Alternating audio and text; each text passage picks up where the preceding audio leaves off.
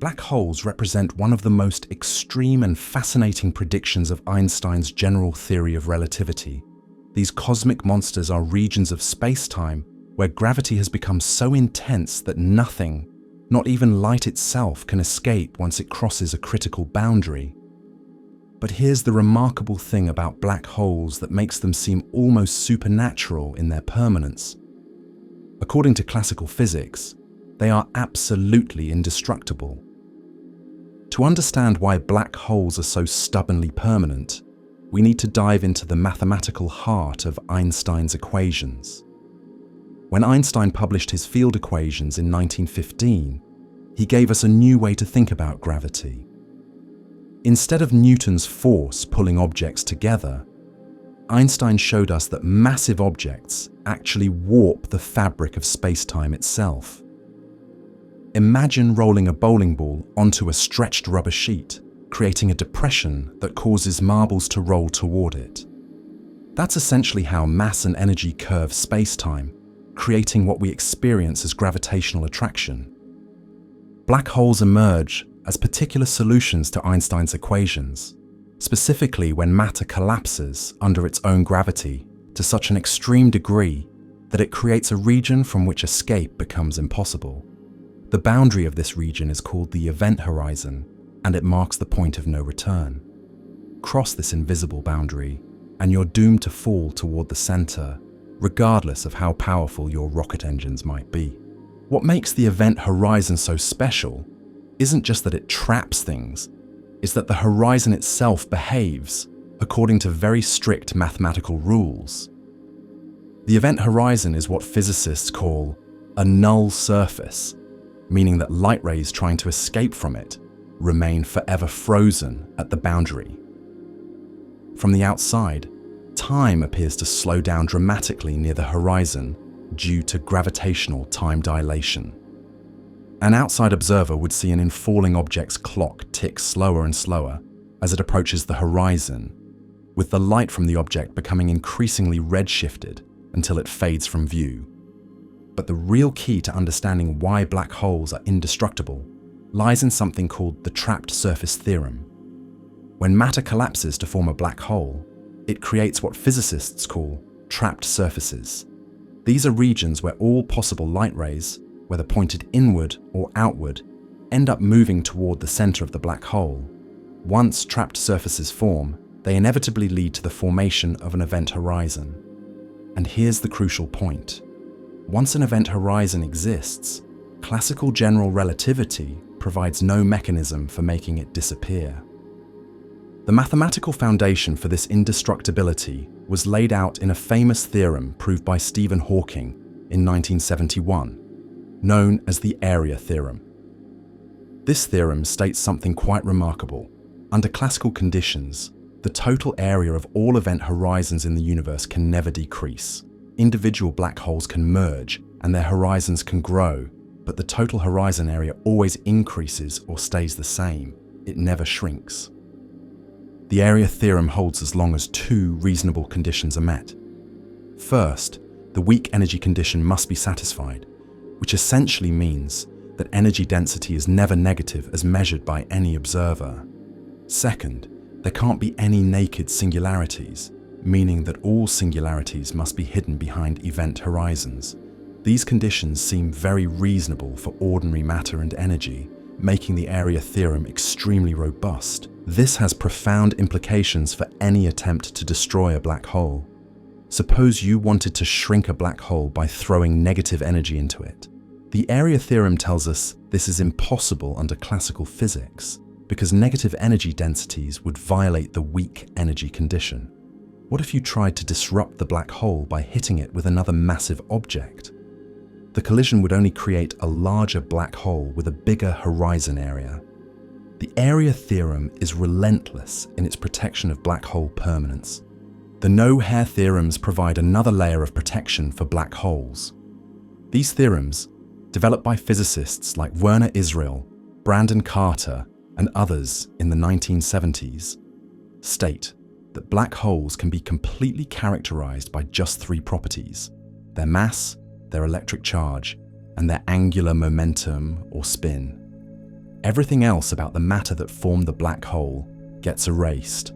The black hole has no memory of whether it was formed from hydrogen, iron, antimatter, or exotic matter. This simplification makes black holes remarkably stable because there are fewer ways for them to change or decay. In classical general relativity, a black hole is like a cosmic roach motel. Things check in, but they never check out. The event horizon acts as a one-way membrane that allows matter and energy to fall in, but never to escape.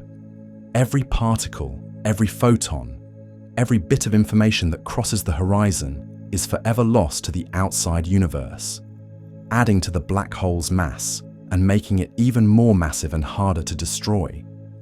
Even more remarkably, black holes in classical general relativity are effectively eternal. A black hole formed from the collapse of a massive star will persist unchanged for infinite time, slowly accumulating any matter that happens to fall into it, but never giving anything back. There's no classical process that can reduce a black hole's mass or cause its horizon to shrink. This presents us with a cosmic puzzle. If black holes are truly indestructible according to classical physics, then the universe faces a rather grim far future. As stars burn out and matter becomes scarce, black holes would remain as the dominant massive objects in the cosmos, growing ever larger as they occasionally merge with each other. The universe would become a cold, dark place populated by these unchanging gravitational monsters. But there's something unsatisfying about absolute permanence in physics. Throughout the history of science, whenever we've encountered something that seems completely stable and unchanging, deeper investigation has usually revealed subtle processes that eventually lead to change and decay. Even protons, once thought to be perfectly stable, may eventually decay given enough time. The idea that black holes alone among cosmic objects should be perfectly eternal seems somehow incomplete.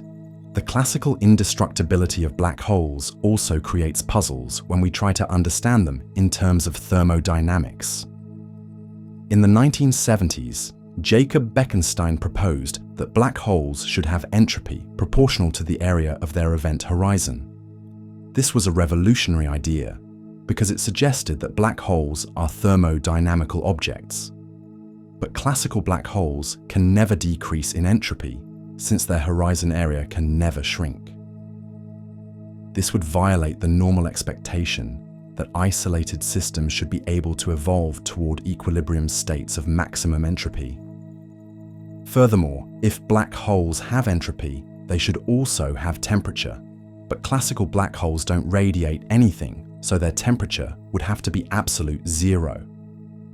This creates a contradiction because objects at absolute zero should have zero entropy, not the enormous entropy that Bekenstein's formula predicts for black holes.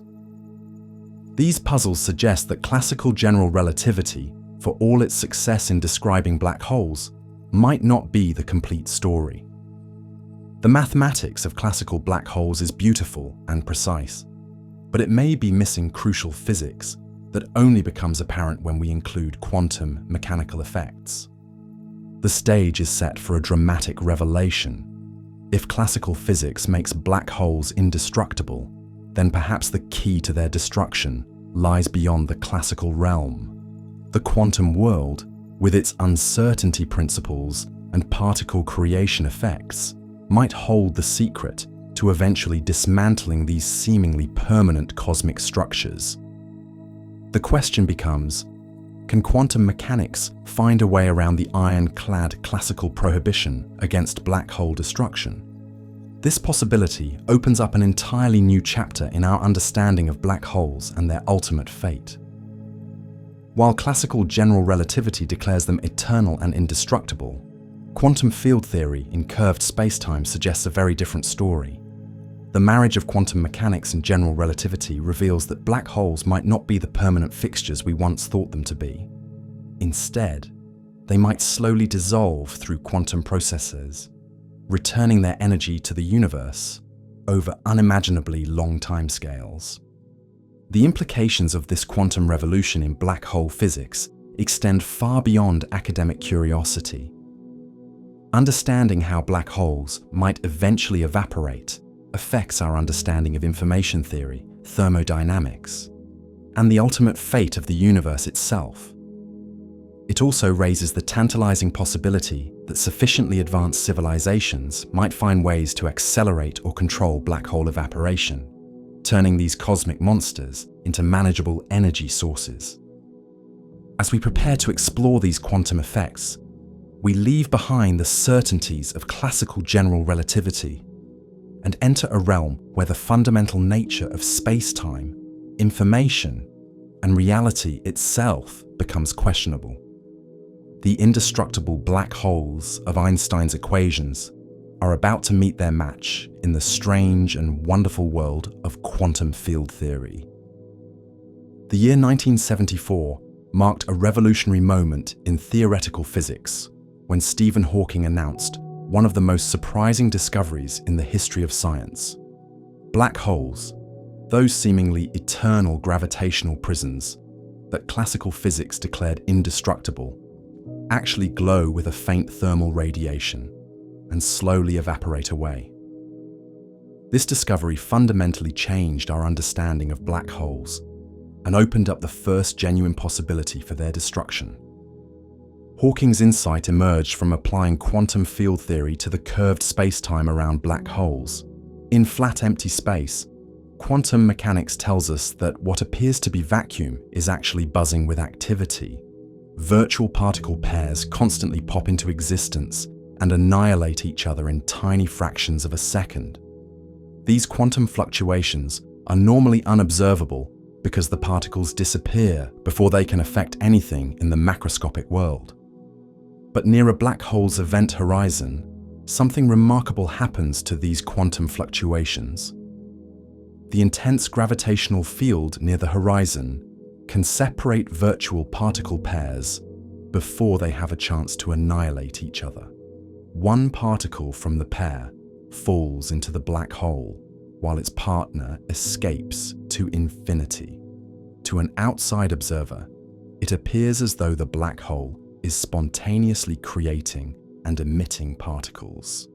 This process, now known as Hawking radiation, represents a profound marriage between general relativity, quantum mechanics, and thermodynamics.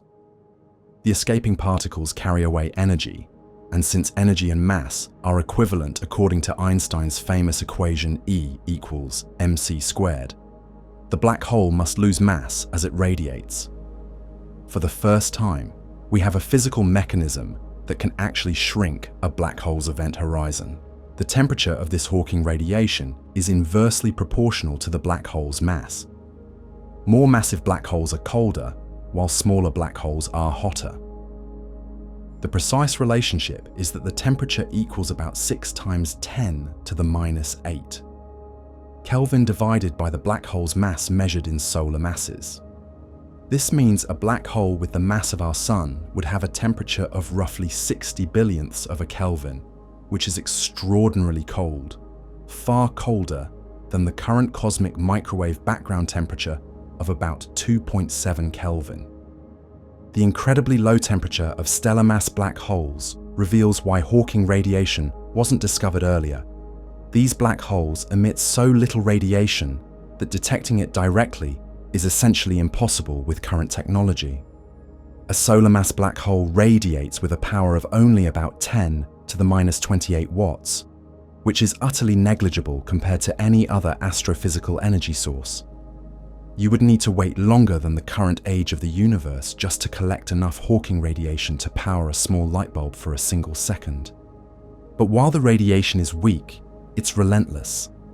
The evaporation rate follows a precise mathematical relationship. The time required for a black hole to completely evaporate is proportional to the cube of its mass. This cubic scaling has dramatic implications for black holes of different sizes. A black hole with the mass of our Sun would take approximately 10 to the 64th years to evaporate completely. To put this number in perspective, this is about 10 to the 54 times longer than the current age of the universe, which is roughly 14 billion years old. For more massive black holes, the evaporation timescales become almost incomprehensibly long. A black hole with 1 million solar masses would take about 10 to the 79 years to evaporate. Supermassive black holes found at the centers of galaxies, with masses of billions of solar masses, would persist for times approaching 10 to the 100th years or even longer. These numbers are so large that they strain the imagination and challenge our ability to comprehend such vast timescales. Interestingly, smaller black holes evaporate much more quickly due to the cubic scaling. A black hole with the mass of Mount Everest would have a temperature of about 12 billion Kelvin and would evaporate in less than a second, releasing energy equivalent to millions of hydrogen bombs. Hypothetical microscopic black holes with the mass of a car would evaporate almost instantaneously, creating spectacular explosions. However, there's a crucial complication in the evaporation story that affects whether black holes actually shrink in today's universe. Black holes don't exist in perfect isolation. They're immersed in the cosmic microwave background radiation left over from the Big Bang. This background radiation has a temperature of about 2.7 Kelvin, which is much higher than the Hawking temperature of any astrophysically relevant black hole. When a black hole is surrounded by radiation hotter than its own Hawking temperature, it actually absorbs more energy from the background than it radiates away through Hawking emission. This means that stellar mass and supermassive black holes are currently growing slightly rather than shrinking. They're like ice cubes in a warm room, except the room temperature is higher than their surface temperature, so they actually gain mass instead of melting. This situation won't persist forever.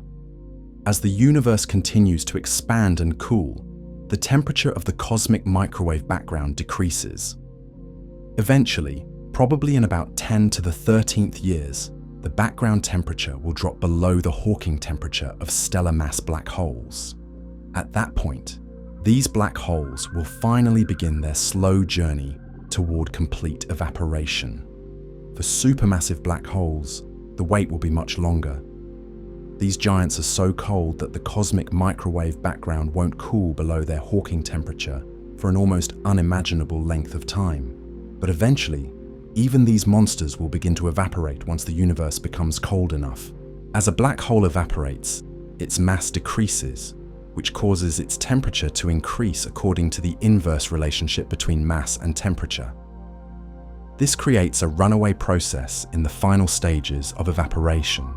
As the black hole gets smaller and hotter, it radiates more and more intensely, causing it to shrink even faster.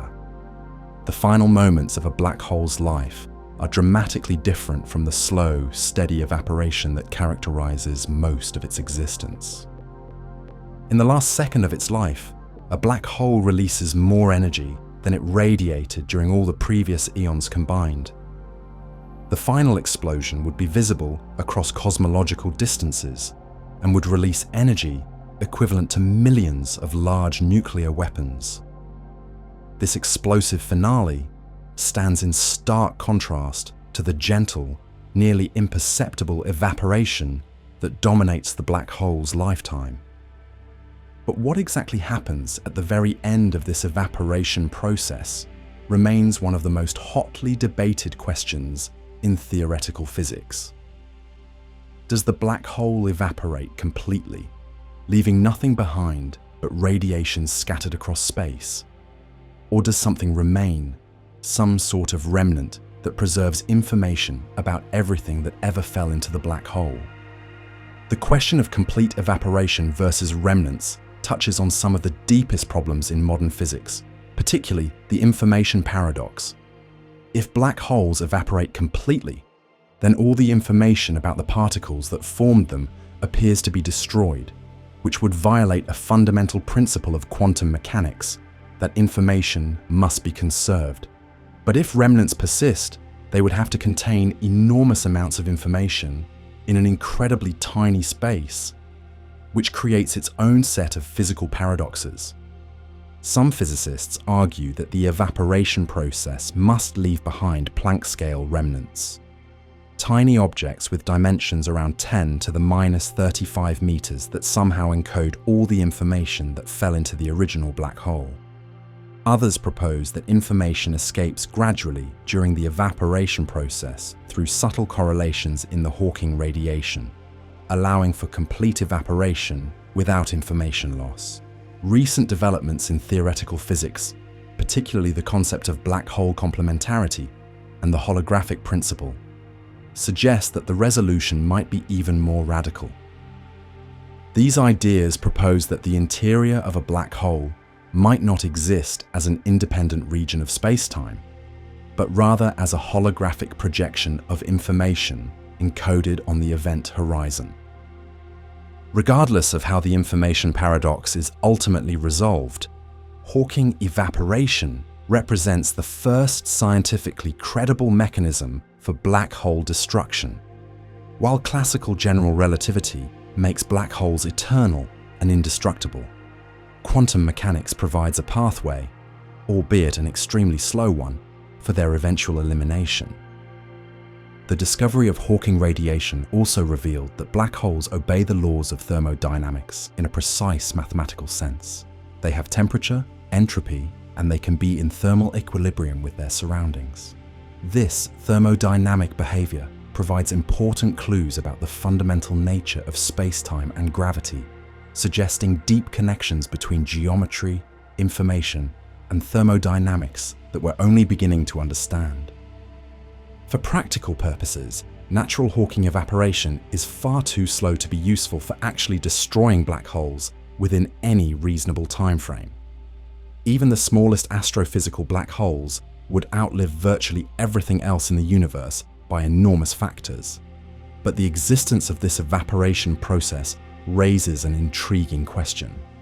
If black holes naturally evaporate through quantum effects, might there be ways to speed up this process artificially?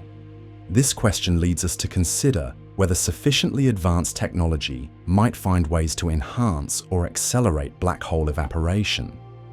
If we can understand the quantum processes that drive Hawking radiation, perhaps we can find methods to amplify them or create conditions that cause black holes to radiate more efficiently. The theoretical foundation provided by Hawking's discovery opens up possibilities that were completely absent in the classical picture of eternally stable black holes. As we move forward to explore these possibilities, we carry with us the revolutionary insight that black holes are not the permanent fixtures they appear to be in classical physics. They are dynamic, evolving objects that participate in the quantum life of the universe.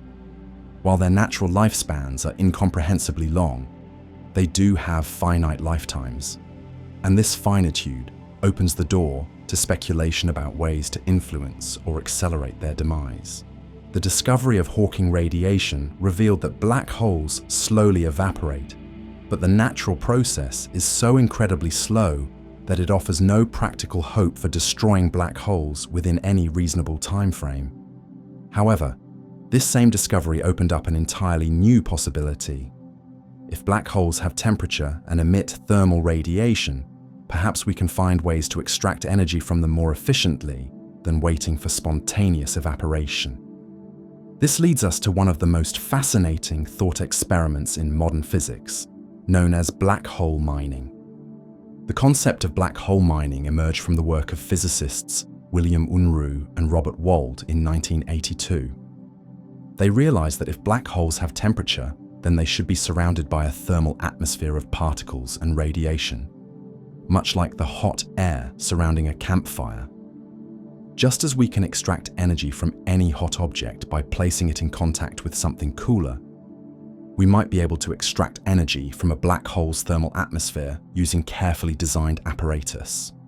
The basic idea behind black hole mining is surprisingly simple in principle, though extraordinarily challenging in practice. Imagine lowering a box or container on a long rope toward the event horizon of a black hole.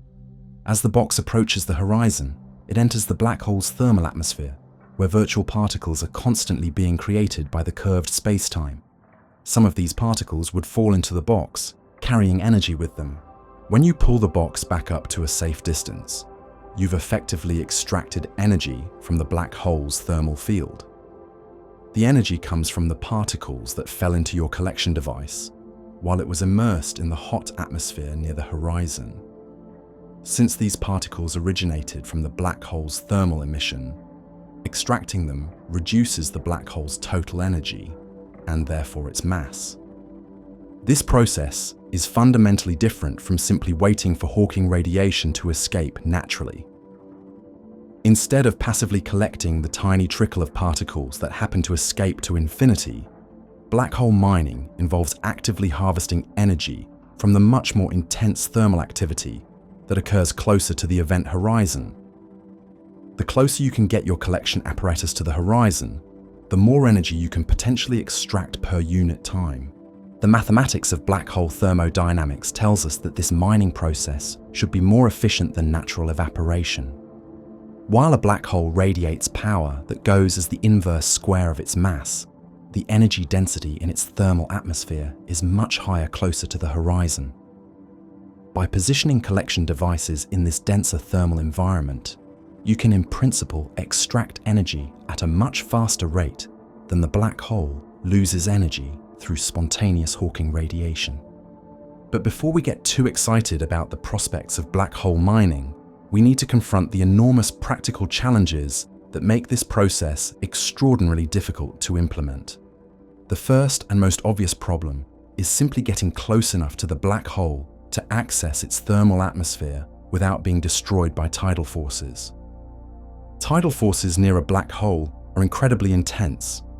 These forces arise because different parts of an extended object experience different gravitational accelerations when placed in the black hole's gravitational field. For a stellar mass black hole, the tidal forces become lethal at distances of several hundred kilometers from the horizon. Any ordinary matter placed at these distances would be stretched and compressed until it disintegrates completely. Even if we could somehow construct mining apparatus from exotic materials capable of withstanding these tidal forces, we'd face the additional challenge of lowering and raising the equipment without it falling past the event horizon. The gravitational acceleration near a stellar mass black hole is millions of times stronger than Earth's surface gravity. The cables or ropes needed to support mining equipment would need to have tensile strengths far beyond any known material. Furthermore, the process of lowering equipment toward the horizon and pulling it back out requires enormous amounts of energy input from external sources. You'd need powerful rockets or other propulsion systems to fight against the black hole's gravitational pull. In many scenarios, the energy cost of operating the mining equipment might exceed the energy extracted from the black hole's thermal atmosphere, making the entire process thermodynamically inefficient. Another significant challenge comes from the back reaction effects that occur when you actually start extracting significant amounts of energy from a black hole.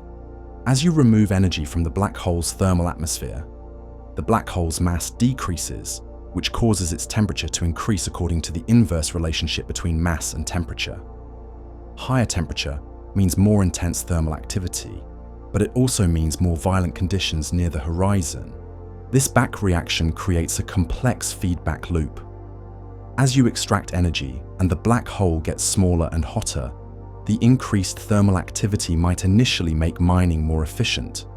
But the rising temperature also increases the intensity of all the hostile effects near the horizon, including tidal forces, thermal radiation, and quantum field fluctuations.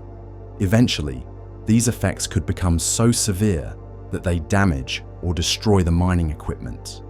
There's also a fundamental limit imposed by quantum mechanics itself on how much energy can be extracted through black hole mining. This limit comes from something called quantum inequalities, which were developed by physicists Larry Ford and Thomas Roman. These inequalities place strict bounds on how much negative energy density can be maintained in any given region of space-time for any given duration. The quantum inequalities are important for black hole mining because the extraction process necessarily involves creating regions of negative energy density. When you remove particles from the black hole's thermal atmosphere, you're effectively creating a deficit or debt in the local energy density. Quantum mechanics allows such energy deficits to exist temporarily, but only within very strict limits on their magnitude and duration. These quantum constraints mean that even in the most optimistic scenarios, black hole mining can only extract energy at rates that are bounded by fundamental physics. You can't simply scale up the operation indefinitely by building bigger collection devices or positioning them closer to the horizon. There are absolute limits imposed by the quantum structure of space-time itself. Despite these formidable challenges, black hole mining remains theoretically possible within the laws of physics as we currently understand them. The process doesn't violate any fundamental conservation laws or thermodynamic principles. The energy extracted from the black hole comes at the cost of reducing the black hole's mass, maintaining perfect consistency with energy conservation. More intriguingly, successful black hole mining would represent a way to accelerate black hole evaporation far beyond the natural Hawking rate.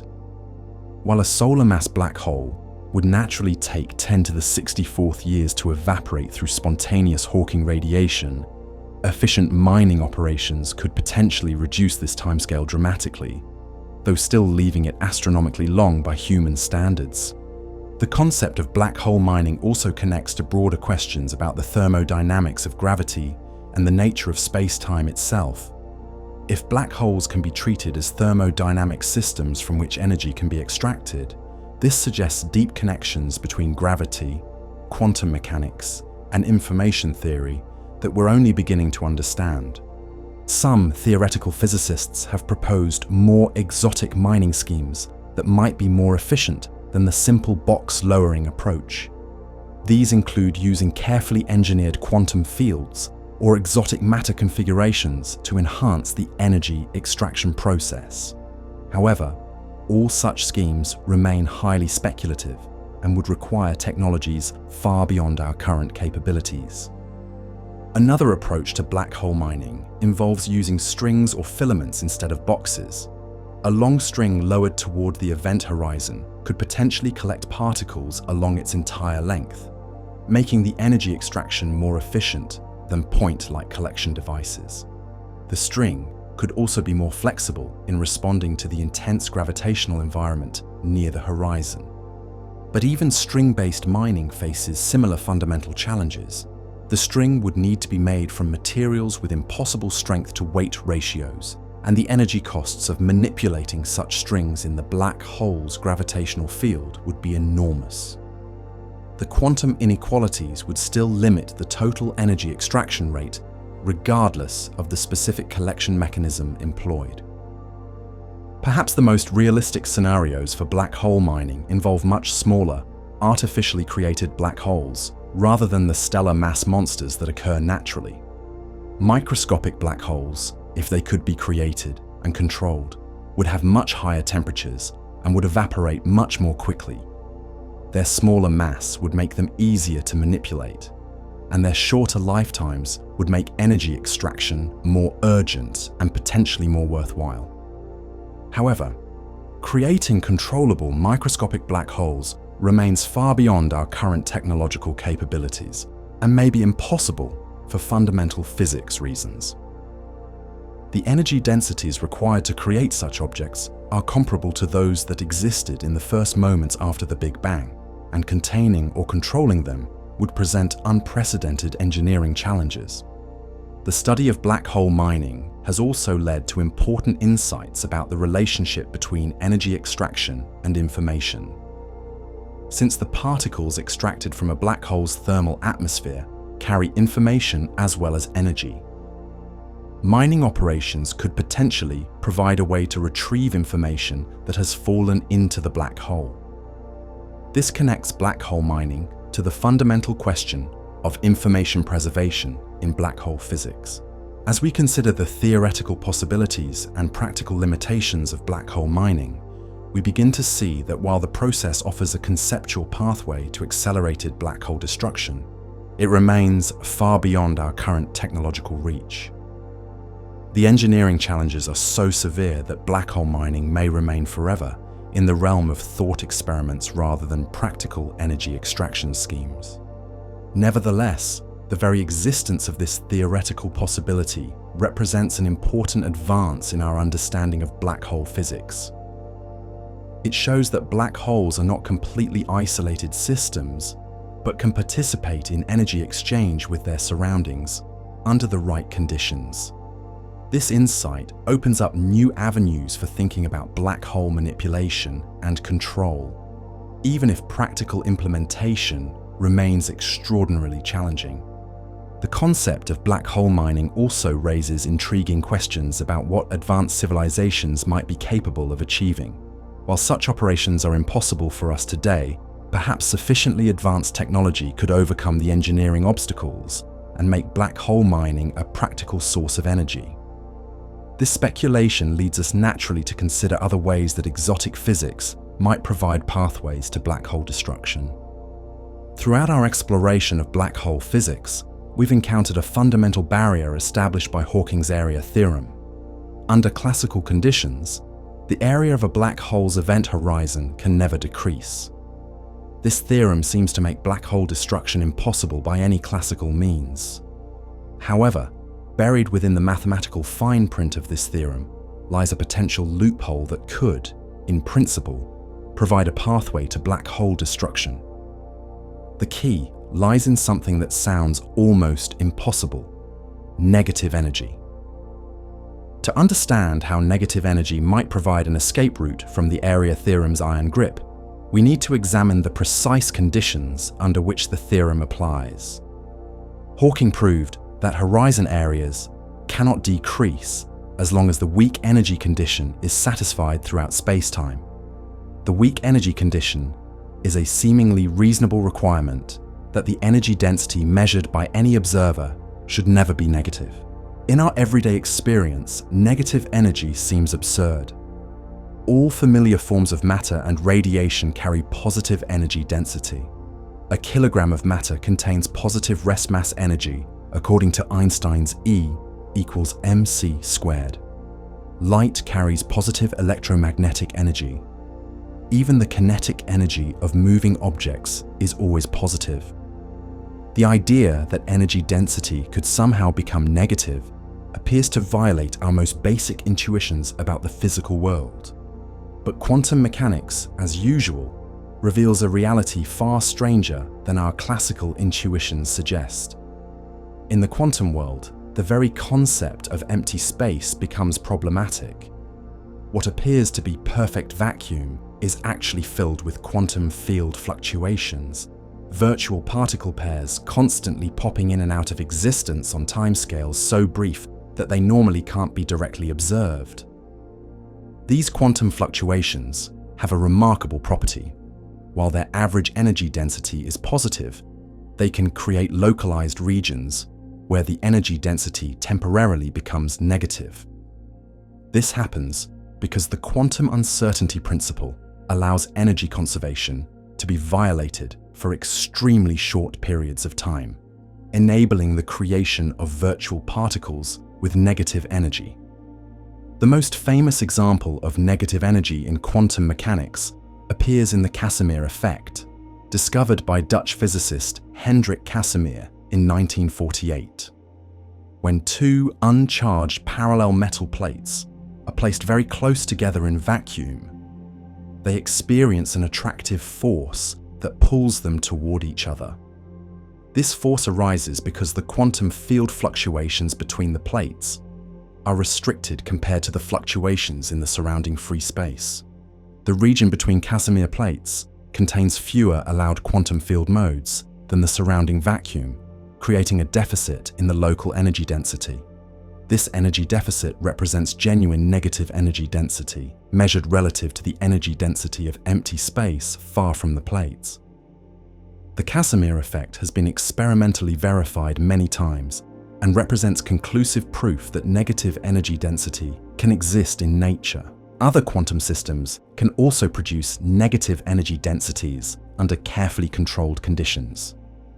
Squeezed light states, created using non-linear optical crystals, can exhibit regions of negative energy density in their electromagnetic fields.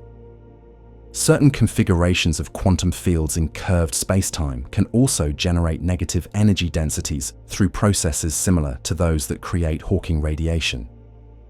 The existence of quantum negative energy opens up a tantalizing possibility.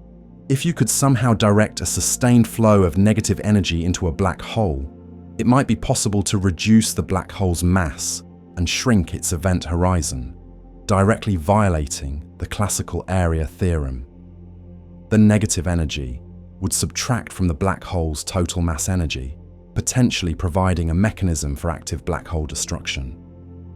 But before we get carried away with visions of negative energy ray guns capable of vaporizing black holes, we need to confront some harsh realities imposed by the fundamental structure of quantum field theory.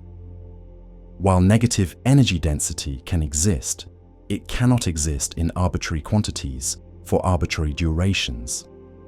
Quantum mechanics imposes strict limits on negative energy through what are called quantum inequalities.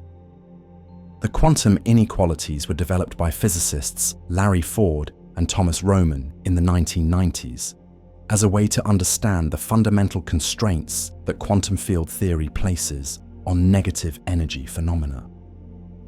These inequalities establish that while negative energy density can exist locally and temporarily, it must always be accompanied by larger amounts of positive energy in the surrounding region and future time.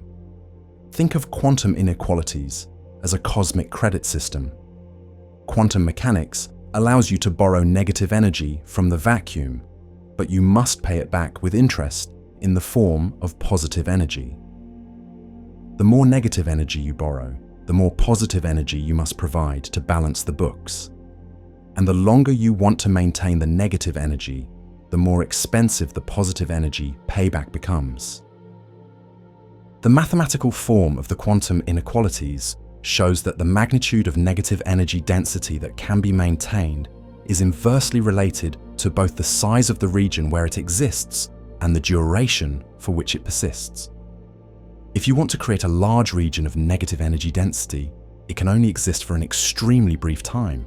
If you want the negative energy to persist for a longer duration, it can only exist in an extremely small region. For black hole destruction scenarios, these constraints are devastating. To shrink a stellar mass, black hole's horizon by any measurable amount, would require enormous quantities of negative energy sustained over long periods of time. The quantum inequalities make such scenarios impossible by requiring positive energy payments that would far exceed the negative energy invested in shrinking the black hole. Let's consider a concrete example to illustrate these limitations. Suppose you wanted to reduce a solar mass black hole's mass by just 1% using negative energy. This would require delivering approximately 10 to the 47 joules of negative energy to the black hole. According to the quantum inequalities, creating and maintaining this much negative energy would require positive energy expenditures, many orders of magnitude larger than the total energy output of our Sun over its entire lifetime. Even more problematically, the positive energy required to maintain the negative energy flow would itself contribute to the black hole's mass if it were created anywhere near the black hole. You'd be in the absurd situation of needing to create more positive energy than the negative energy you're trying to deliver, resulting in a net increase in the black hole's mass rather than a decrease. The quantum inequalities also impose severe limits on the rate at which negative energy can be delivered to a black hole. Even if you could somehow generate the required negative energy, it can only be transported at speeds less than or equal to the speed of light. Combined with the constraints on negative energy magnitude and duration, this means that any realistic negative energy-based attack on a black hole would be so weak and slow that it would have virtually no effect. Furthermore, the process of creating large amounts of negative energy would require exotic matter configurations or quantum field states that are far beyond our current technological capabilities.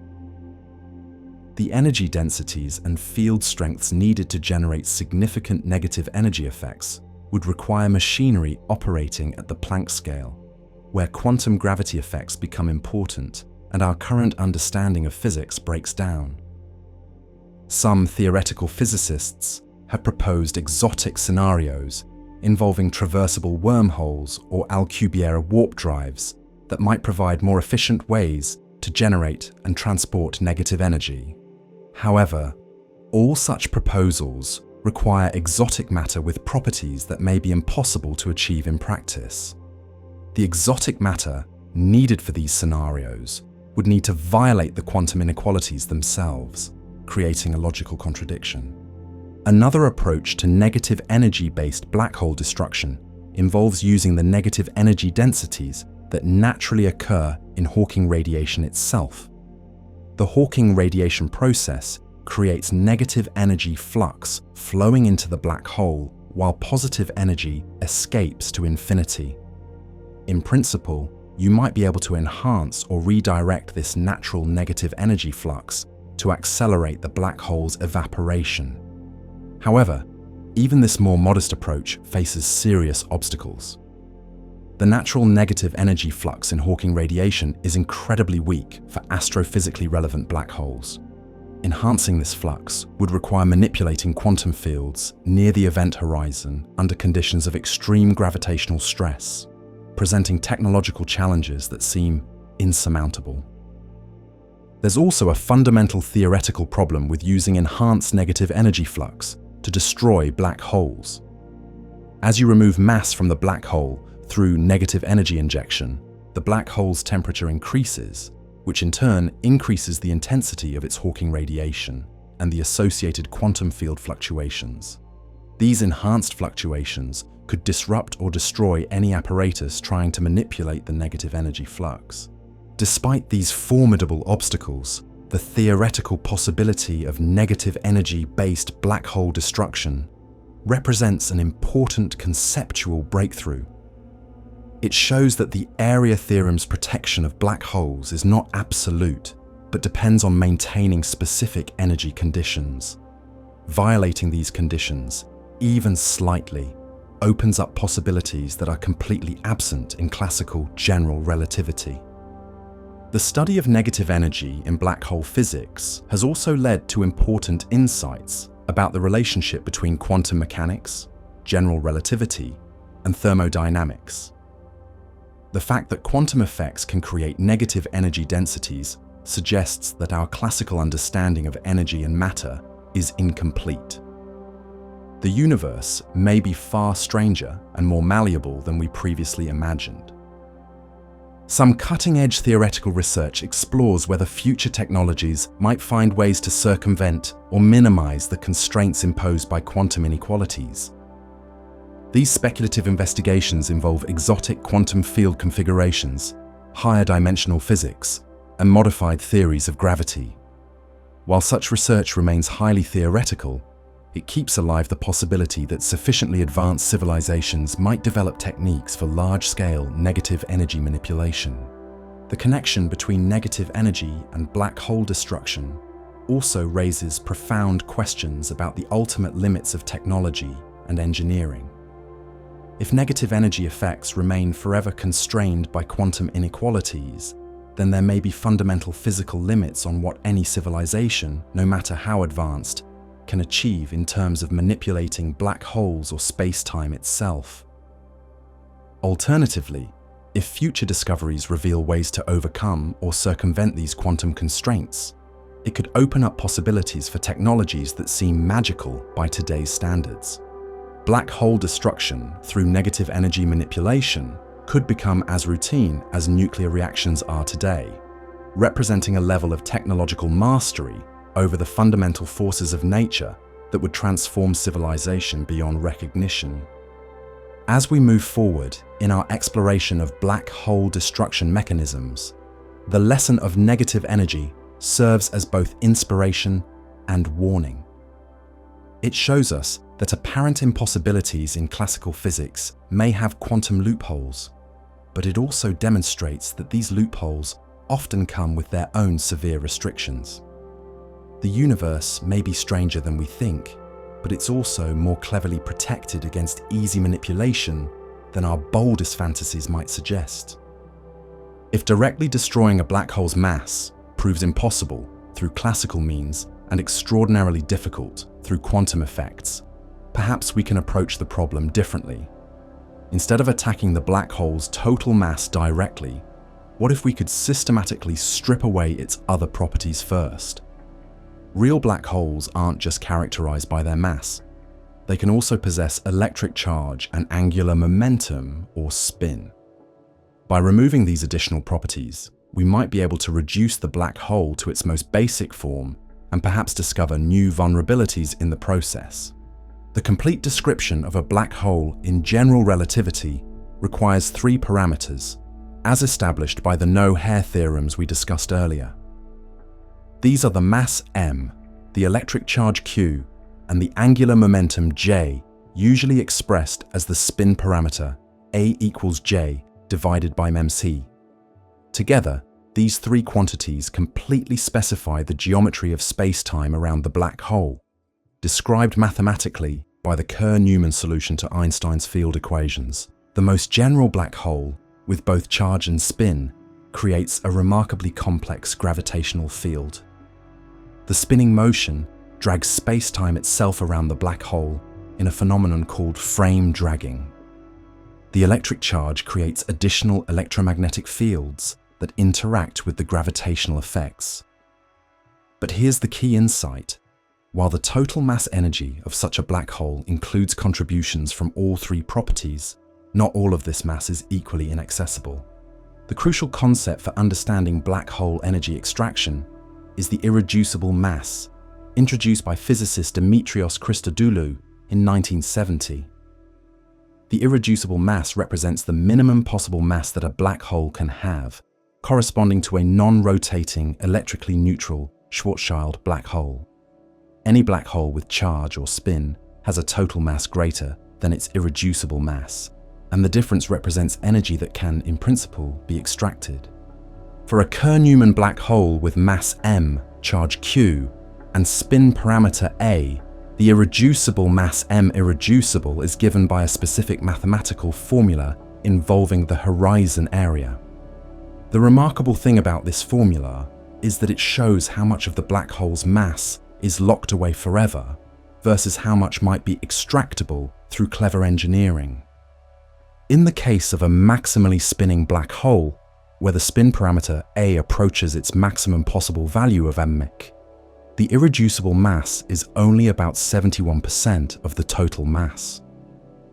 This means that nearly 30% of a maximally spinning black hole's energy is stored in its rotation and could potentially be extracted.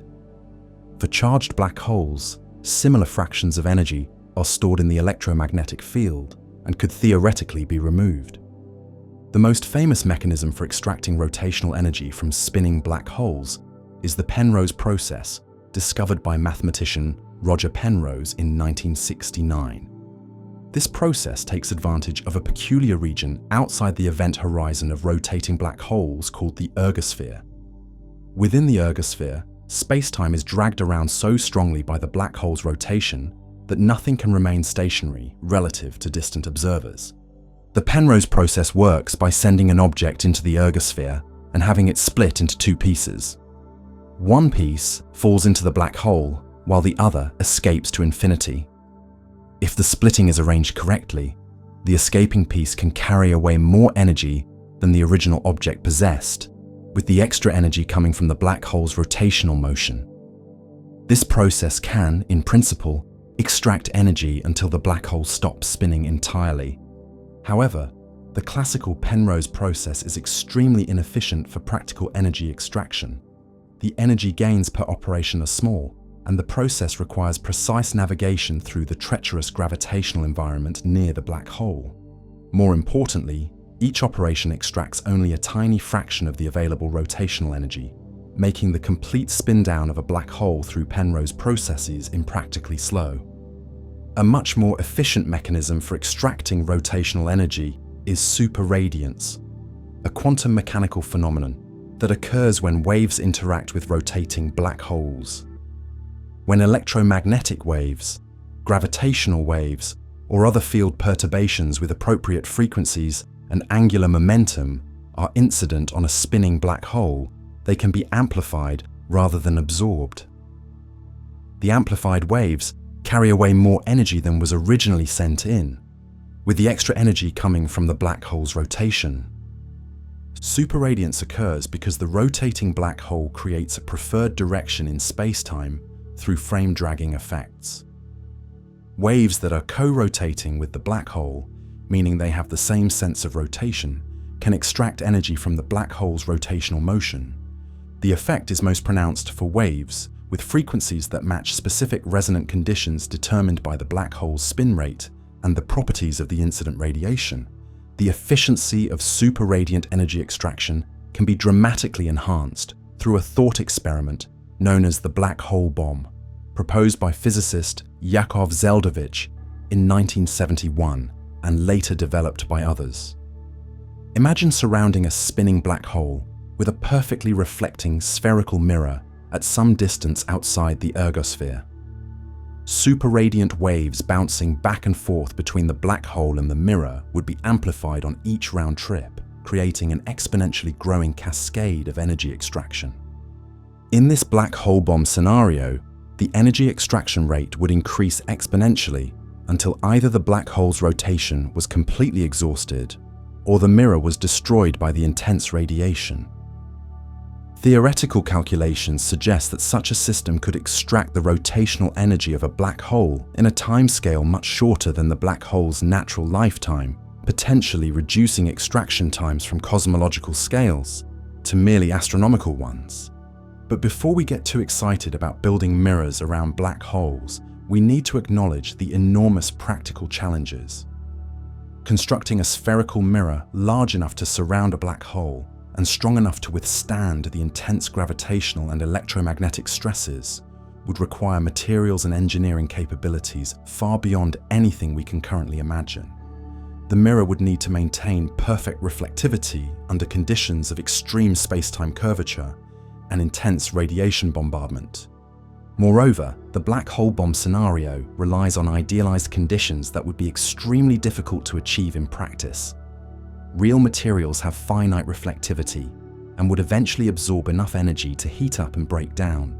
The intense radiation buildup inside the mirror cavity would create pressure that could destroy the mirror structure. And any imperfections in the mirror geometry would allow energy to leak out, reducing the efficiency of the extraction process. A more realistic mechanism for rotational energy extraction involves the natural superradiant instabilities that can occur around spinning black holes in the presence of certain types of matter fields. When ultralight bosonic fields, such as hypothetical axion-like particles, interact with spinning black holes, they can form growing clouds of particles that slowly drain the black hole's rotational energy while radiating gravitational waves.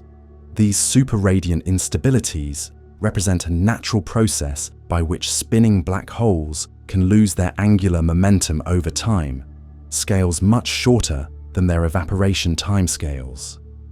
The process is most efficient for black holes with masses that match the inverse of the bosonic field's mass, creating a resonant interaction that rapidly extracts rotational energy.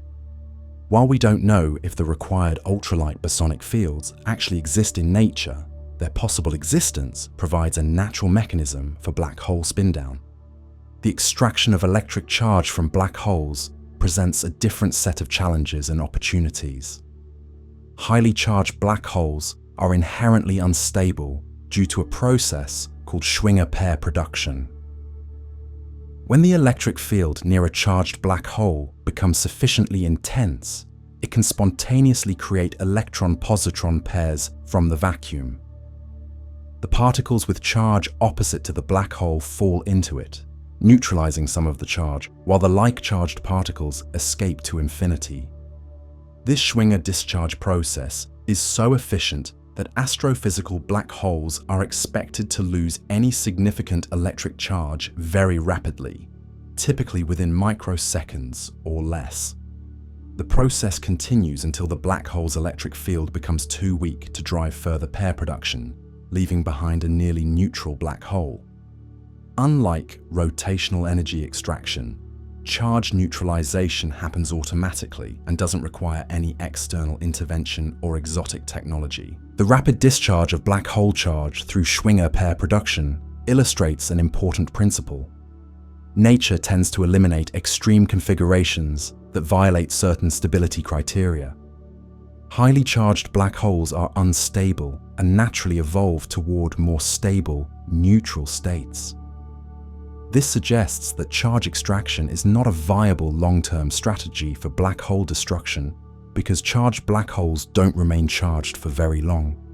However, the study of charge and spin extraction reveals something profound about the structure of black hole energy. Even if we could completely remove all the charge and spin from a black hole, we would still be left with the irreducible mass in the form of a Schwarzschild black hole. This irreducible mass represents the energy that is truly trapped behind the event horizon and cannot be extracted through any classical process. The existence of irreducible mass places fundamental limits on how much energy can be extracted from black holes through classical mechanisms. For a maximally spinning black hole, you can extract at most 29% of its total mass energy. For realistic astrophysical black holes, which typically have much lower spin rates, the extractable fraction is considerably smaller. The vast majority of a black hole's energy remains forever locked away in its irreducible mass. This realization leads to a sobering conclusion about classical black hole destruction.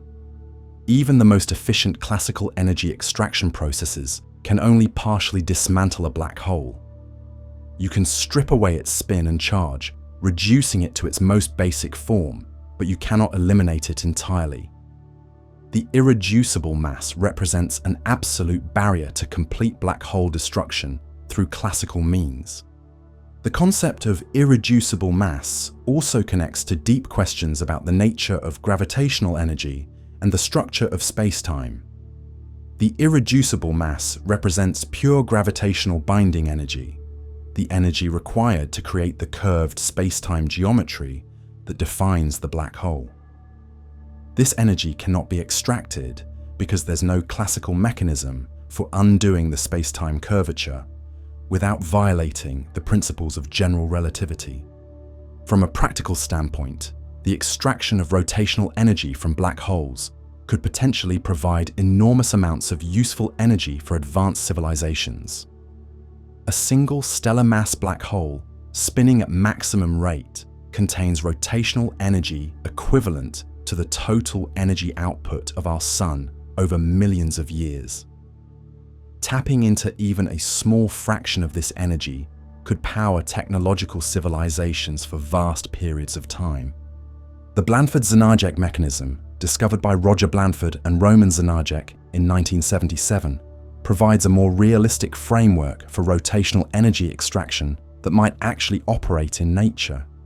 This mechanism involves magnetic field lines threading the ergosphere of a spinning black hole, creating electromagnetic circuits that can extract energy and transport it to large distances. Similar processes may already be operating in astrophysical jets observed around supermassive black holes in galactic centers. The study of spin and charge extraction also reveals the elegant mathematical structure underlying black hole physics. The precise relationships between mass, charge, spin, and irreducible mass reflect deep symmetries in Einstein's equations and provide important clues about the fundamental nature of gravity and space-time. These relationships suggest that black holes are not arbitrary objects, but represent special solutions that embody essential features of general relativity. As we consider the implications of irreducible mass, we're forced to confront a fundamental limitation of classical physics in dealing with black holes. While we can imagine processes that strip away some of a black hole's properties, we cannot classically eliminate the core gravitational structure that defines the black hole itself. This limitation points us toward quantum mechanics as the only possible source of mechanisms for complete black hole destruction. The journey from fully charged and spinning black holes to their irreducible Schwarzschild cores represents the maximum extent of classical black hole manipulation. Beyond this point, we enter territory where only quantum effects offer hope for further progress toward the ultimate goal of complete black hole elimination. The discovery that rotating black holes can lose energy through superradiance opened up fascinating possibilities for natural processes that might drain black holes of their spin over astronomical timescales.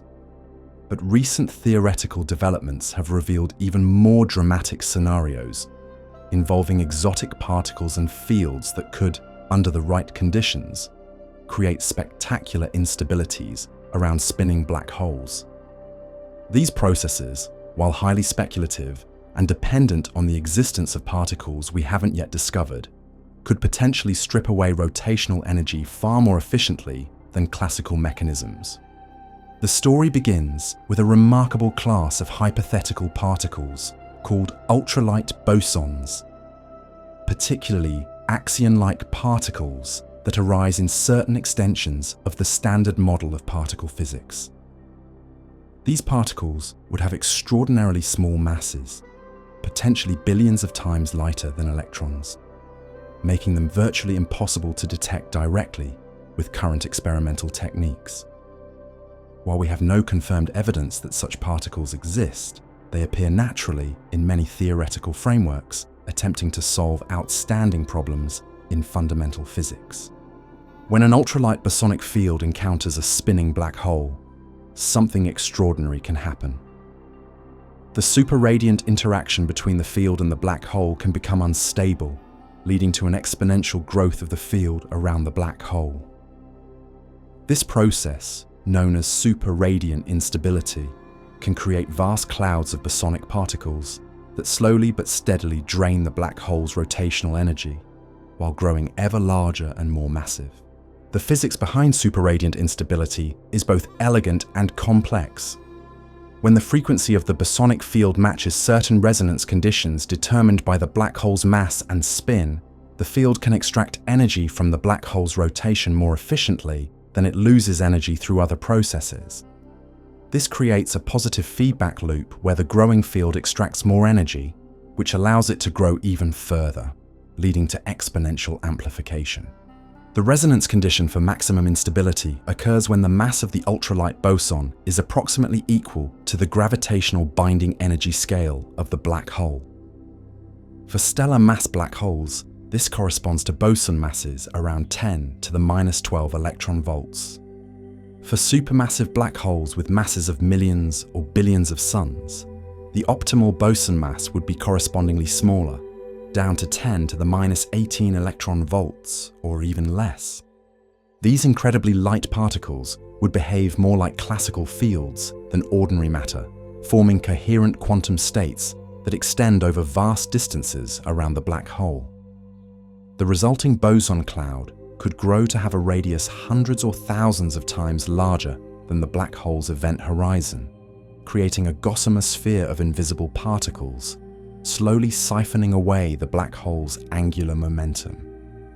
The time scale for superradiant instability depends sensitively on the mass of the ultralight boson and the properties of the black hole. For optimal mass ratios, the instability can grow with time constants ranging from thousands to millions of years for stellar mass black holes. While this might seem slow by human standards, it's remarkably fast compared to the natural evaporation time of black holes through Hawking radiation, which takes 10 to the 64th years or more. As the boson cloud grows and extracts rotational energy from the black hole, it begins to radiate gravitational waves. The orbital motion of the bosonic matter around the black hole creates oscillating space-time curvature that propagates outward at the speed of light. These gravitational waves carry away both energy and angular momentum, providing an additional mechanism for the black hole to lose its spin. The gravitational wave emission from superradiant boson clouds creates a fascinating observational signature that future gravitational wave detectors might be able to observe. Unlike the brief chirps produced by merging black holes, boson clouds would create continuous, nearly monochromatic gravitational wave signals that could persist for thousands of years. The frequency and evolution of these signals would encode information about both the black hole's properties and the mass of the ultralight boson. Current gravitational wave observatories like LIGO and Virgo are not sensitive enough to detect these signals, but future space-based detectors, like the proposed laser interferometer space antenna, could potentially observe gravitational waves from super-radiant boson clouds around black holes throughout our galaxy and beyond. Such observations would provide the first direct evidence for ultralight bosonic particles and confirm one of the most exotic predictions of black hole physics. The most dramatic version of super-radiant energy extraction involves the black hole bomb scenario we touched on earlier, but now enhanced by the presence of ultralight bosonic fields. Instead of using an artificial mirror, imagine that natural conditions create a confining boundary around the black hole that reflects the bosonic waves back toward the black hole. This could happen if the boson field has specific self-interaction properties that create effective potential barriers. In such a scenario, the super-radiant instability could become truly explosive. The bosonic field would bounce back and forth between the black hole and the confining boundary, growing exponentially with each round trip. The energy extraction rate could increase so rapidly that the black hole's rotational energy would be depleted in a matter of years or decades rather than millennia. However, the black hole bomb scenario with ultralight bosons faces the same practical limitations as the classical version. Creating or finding natural conditions that provide perfect confinement is extremely unlikely. Real physical systems have energy losses and imperfections that would prevent the ideal exponential growth from continuing indefinitely. The intense energy buildup would likely destroy any confining mechanism long before the black hole's rotation was completely extracted. Moreover, the black hole bomb scenario assumes that the bosonic field can be perfectly reflected at some boundary. But quantum field theory suggests that perfect reflection is impossible for fundamental particle fields. There would always be some transmission through any potential barrier, allowing energy to escape and limiting the efficiency of the extraction process.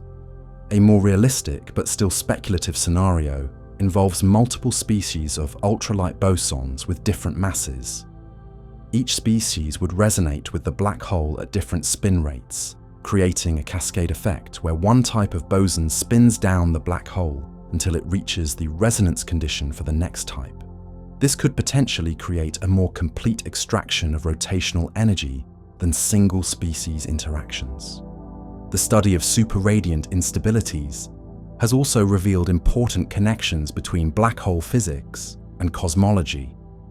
If ultralight axions exist and filled the early universe, they could have dramatic effects on the population and evolution of primordial black holes.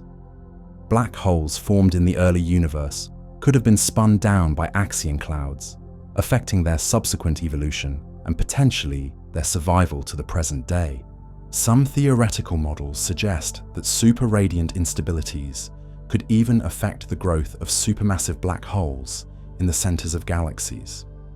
If the required ultralight bosons exist, they could limit how fast black holes can spin, potentially explaining why observed supermassive black holes seem to have lower spin rates than theoretical models predict. This would represent a fundamental feedback mechanism between exotic particle physics and large-scale structure formation in the universe. The gravitational wave signatures from boson clouds could also provide unprecedented tests of fundamental physics. The precise frequencies and damping rates of these signals would depend on the detailed properties of the ultralight particles, including their mass, self-interaction strength, and coupling to other fields. Observing these signals could reveal information about physics at energy scales far beyond what we can access with particle accelerators. However, we must emphasize that all of these scenarios remain highly speculative because they depend on the existence of ultralight bosonic particles that have never been detected. While such particles are predicted by many theoretical frameworks, including string theory and certain models of dark matter, we have no direct experimental evidence that they actually exist in nature. The search for ultralight bosons has become an active area of experimental physics, with researchers using everything from atomic clocks to laser interferometers to look for their subtle effects. Some experiments are sensitive enough to detect axion-like particles with masses in the range where they could drive super-radiant instabilities around stellar mass black holes. So far, these searches have found no confirmed signals, but they continue to push toward greater sensitivity. Even if ultralight bosons do exist and drive super-radiant instabilities, the process would still not completely destroy black holes. Like all classical energy extraction mechanisms, superradiant boson clouds can only remove the rotational energy stored in the black hole's spin. They cannot touch the irreducible mass that remains locked in the black hole's gravitational field. The most efficient superradiant extraction would reduce a maximally spinning black hole to a non-rotating Schwarzschild black hole, removing about 29% of its total mass energy. While this represents a significant reduction, it falls far short of complete black hole destruction. The Schwarzschild remnant would remain as stable and permanent as ever, protected by the area theorem and immune to further classical attack. Nevertheless, superradiant instabilities represent one of the most promising natural mechanisms for significant black hole modification.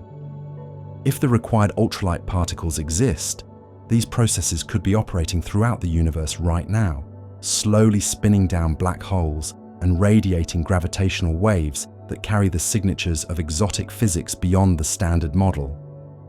The possibility of observing these effects with future gravitational wave detectors adds urgency to the theoretical development of superradiant instability models.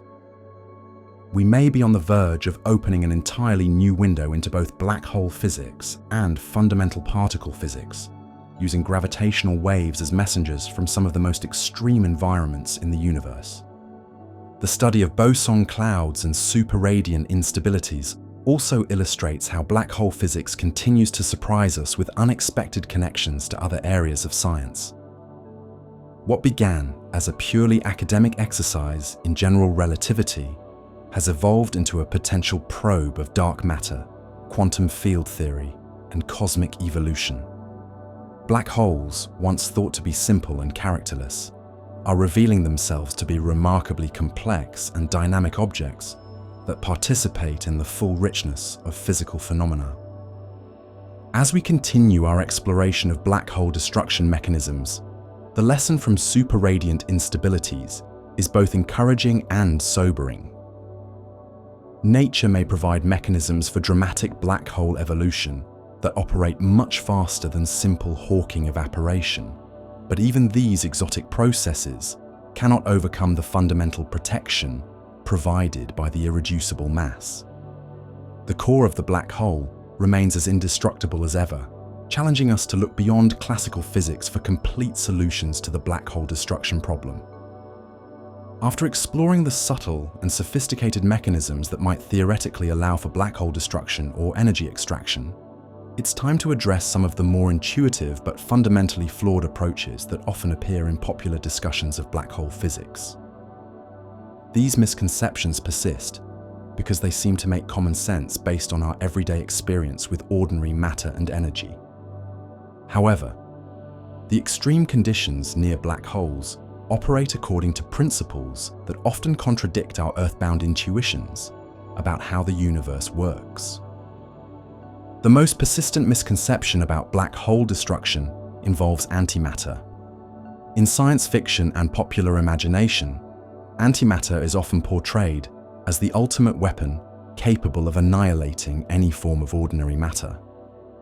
When matter and antimatter meet, they do indeed annihilate each other completely, converting their entire rest mass into pure energy, according to Einstein's equation, E equals mc squared. This complete conversion makes antimatter the most efficient possible energy source, releasing far more energy per unit mass than nuclear fusion or any chemical process. Given this incredible destructive potential, it might seem logical that dropping antimatter into a black hole would somehow damage or destroy it.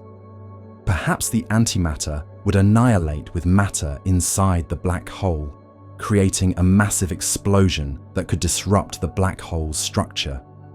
Or maybe the fundamental opposition between matter and antimatter would create some sort of cosmic conflict that tears apart the black hole from within. Unfortunately for antimatter enthusiasts, this intuitive reasoning is completely wrong. The fatal flaw in the antimatter destruction scenario lies in a fundamental misunderstanding of what antimatter actually is from the perspective of gravity and general relativity. While antimatter has opposite electric charge and other quantum numbers compared to ordinary matter, it has exactly the same relationship to gravity.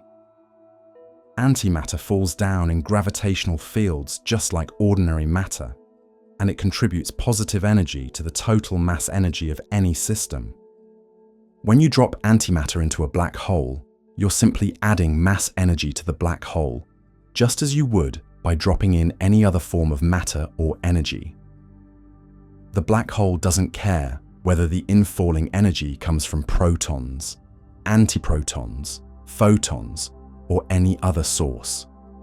All forms of energy contribute equally to the black hole's total mass, causing its event horizon to grow larger rather than smaller. Even if matter-antimatter annihilation occurs inside the black hole, the resulting energy cannot escape to reduce the black hole's mass. The annihilation products, whether they're high-energy photons or exotic particles, are still trapped behind the event horizon. They still contribute their full energy to the black hole's total mass, making the black hole more massive rather than less massive. This leads us to a crucial principle that applies to all attempted black hole destruction schemes involving conventional matter and energy. Adding anything to a black hole makes it bigger, never smaller. The event horizon acts as a perfect one-way membrane that allows energy to enter, but never to leave. Every particle, every photon, every joule of energy that crosses the event horizon becomes permanently incorporated into the black hole's mass. Another popular misconception involves trying to destroy black holes through violent bombardment with massive objects.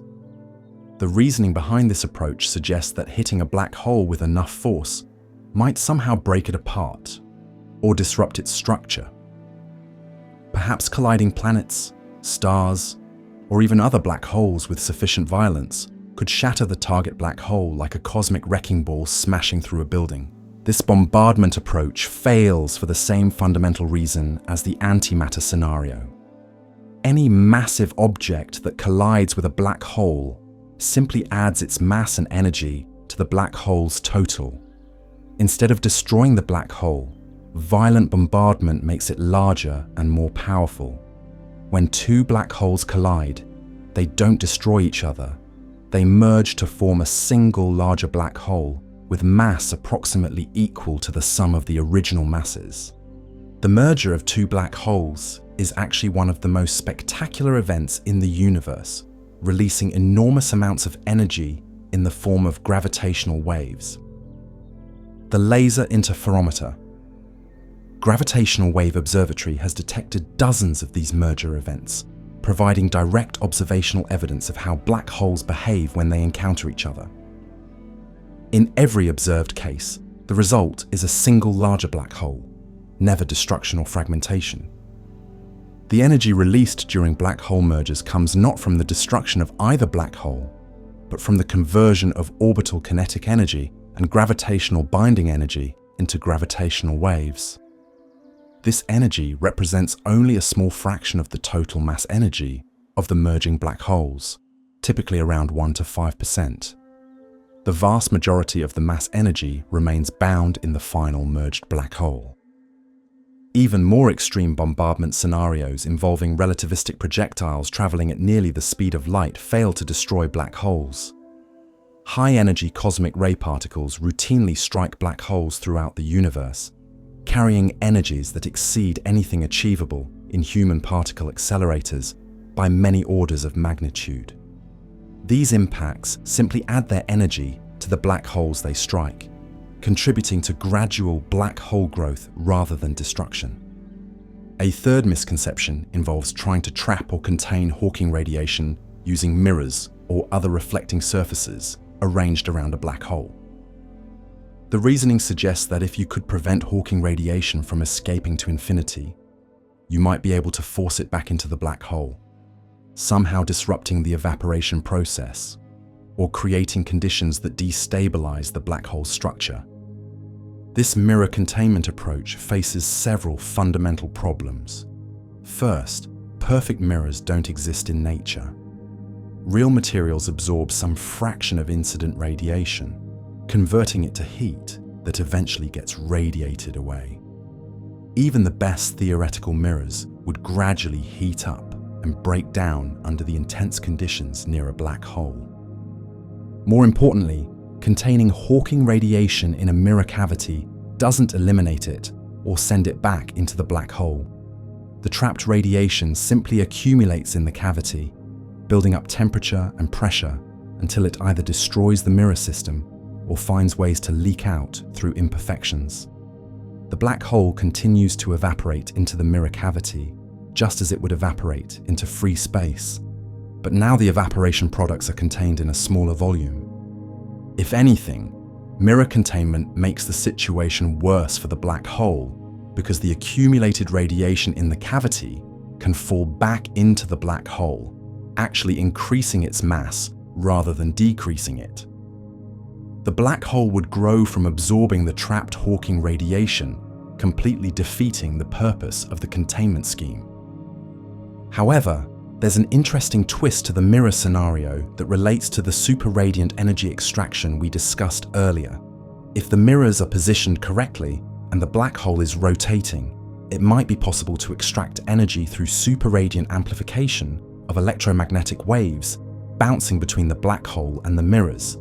But this process extracts rotational energy, not total mass, and it works by allowing energy to escape the mirror system, not by containing it. Another flawed approach involves trying to create competing gravitational fields that might somehow cancel out or overwhelm the black hole's gravity. The idea suggests that if you could generate sufficiently strong gravitational forces in the opposite direction, you might be able to pull matter out of the black hole or prevent new matter from falling in. This gravitational tug-of-war scenario misunderstands the nature of gravitational fields and the principle of superposition. Gravitational fields don't cancel each other out in the way that electric fields can cancel for opposite charges. Instead, gravitational effects always add together because all forms of mass and energy create attractive gravitational fields. If you brought another massive object close to a black hole to create competing gravitational forces, the two objects would simply be attracted to each other. The result would either be a collision that creates a larger black hole or a bound orbit that eventually decays due to gravitational wave emission, again leading to merger and a larger black hole.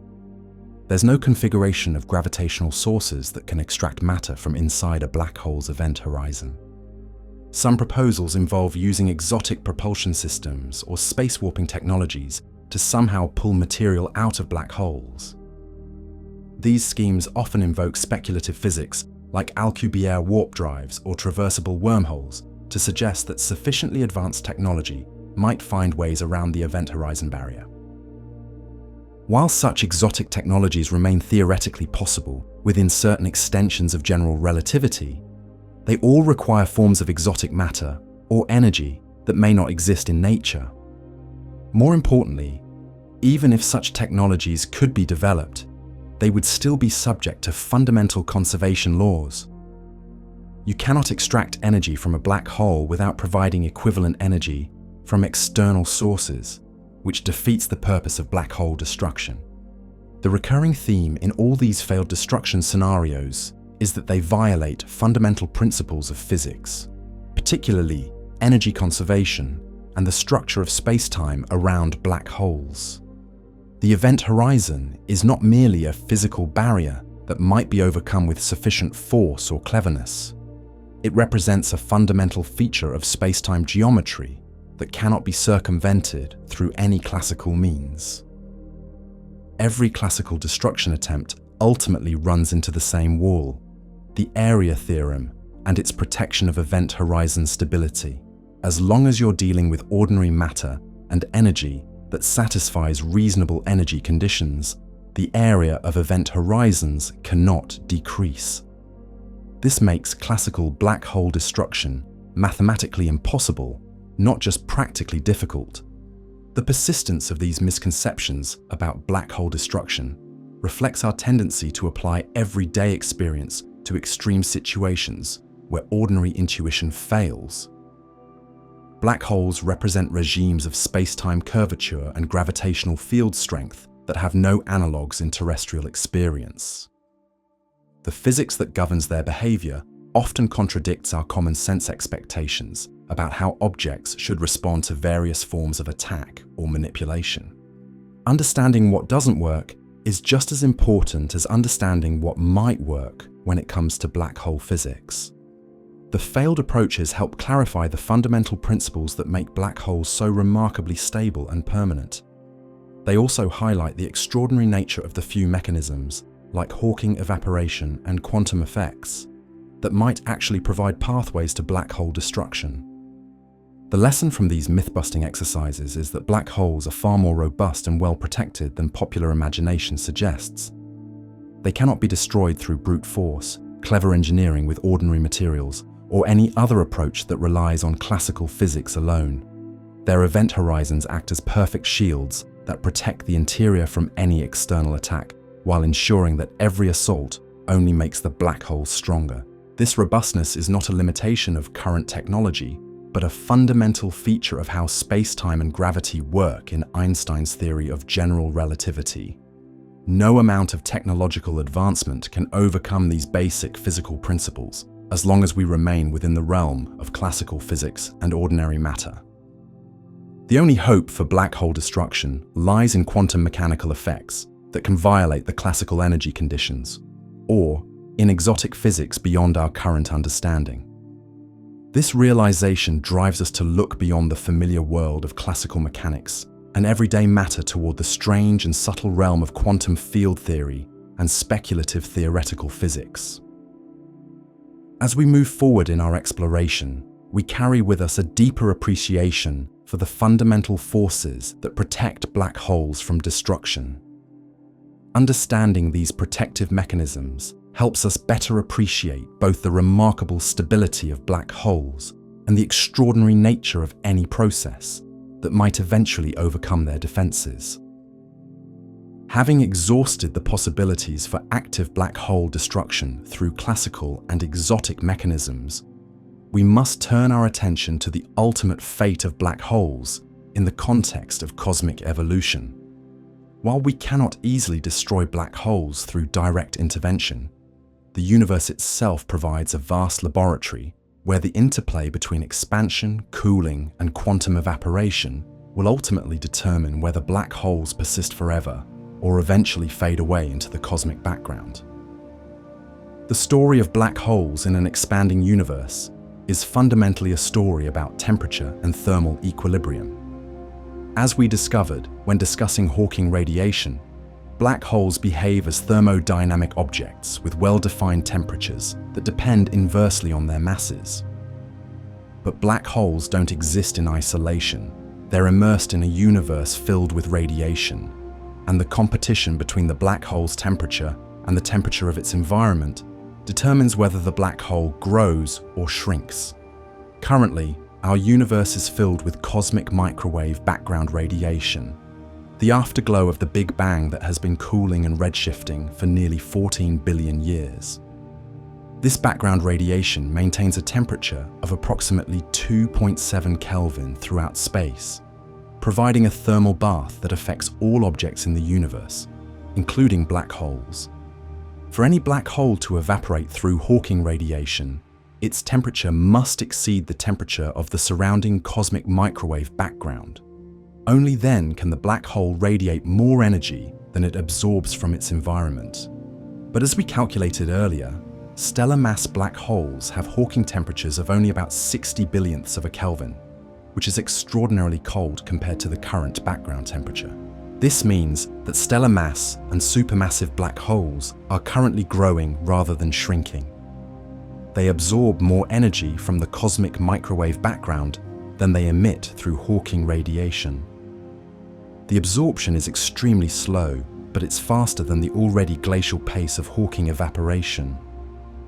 These black holes are like ice cubes in a warm room, except the room temperature is higher than their surface temperature, so they actually accumulate mass instead of melting.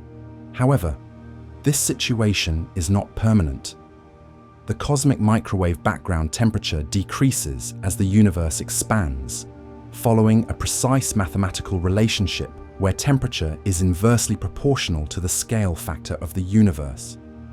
As the universe continues to grow larger, the background radiation becomes more dilute and cooler, gradually approaching the extraordinarily low temperatures of black hole Hawking radiation. The crossover point, when the cosmic microwave background temperature drops below the Hawking temperature of a given black hole, marks the beginning of that black hole's final journey toward complete evaporation.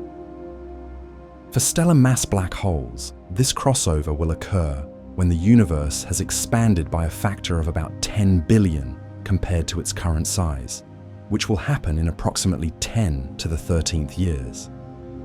This timeline places the beginning of stellar black hole evaporation far in the future, long after all the stars in the universe have burned out and died. By the time stellar mass black holes begin to evaporate, the universe will be a cold, dark place where the only remaining sources of energy are the faint glow of white dwarf stars cooling toward absolute zero and the occasional flash of brown dwarf collisions. For supermassive black holes with masses of millions or billions of suns, the crossover point lies even further in the future. These giants are so cold that the cosmic microwave background won't cool below their Hawking temperatures for times approaching 10 to the 20th years or longer. The universe will have expanded by incomprehensible factors, becoming so large and cold that matter itself may have begun to decay before these monsters start their final evaporation. But eventually, inevitably, every black hole will reach its crossover point and begin the slow process of evaporation. Once this process begins, it continues inexorably because the expanding universe ensures that the background temperature keeps decreasing while the black hole's temperature increases as it loses mass. There's no mechanism that can stop or reverse the evaporation once it begins in earnest. The evaporation process itself follows the familiar pattern we discussed earlier. Initially, the mass loss is extraordinarily slow, with lifetimes proportional to the cube of the black hole's mass.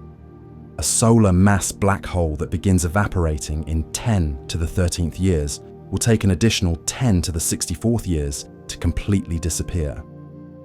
Supermassive black holes will persist for times approaching 10 to the 100th years, durations so vast that they challenge our ability to comprehend the meaning of such extended existence. These timescales dwarf every other process in cosmic evolution. By the time the last supermassive black holes evaporate, the universe will be older than its current age, by a factor larger than the number of atoms in the observable universe today. Protons themselves, if they are unstable, as some theories suggest, will have decayed away countless times over. Even the most exotic forms of matter will have undergone transformations we can barely imagine.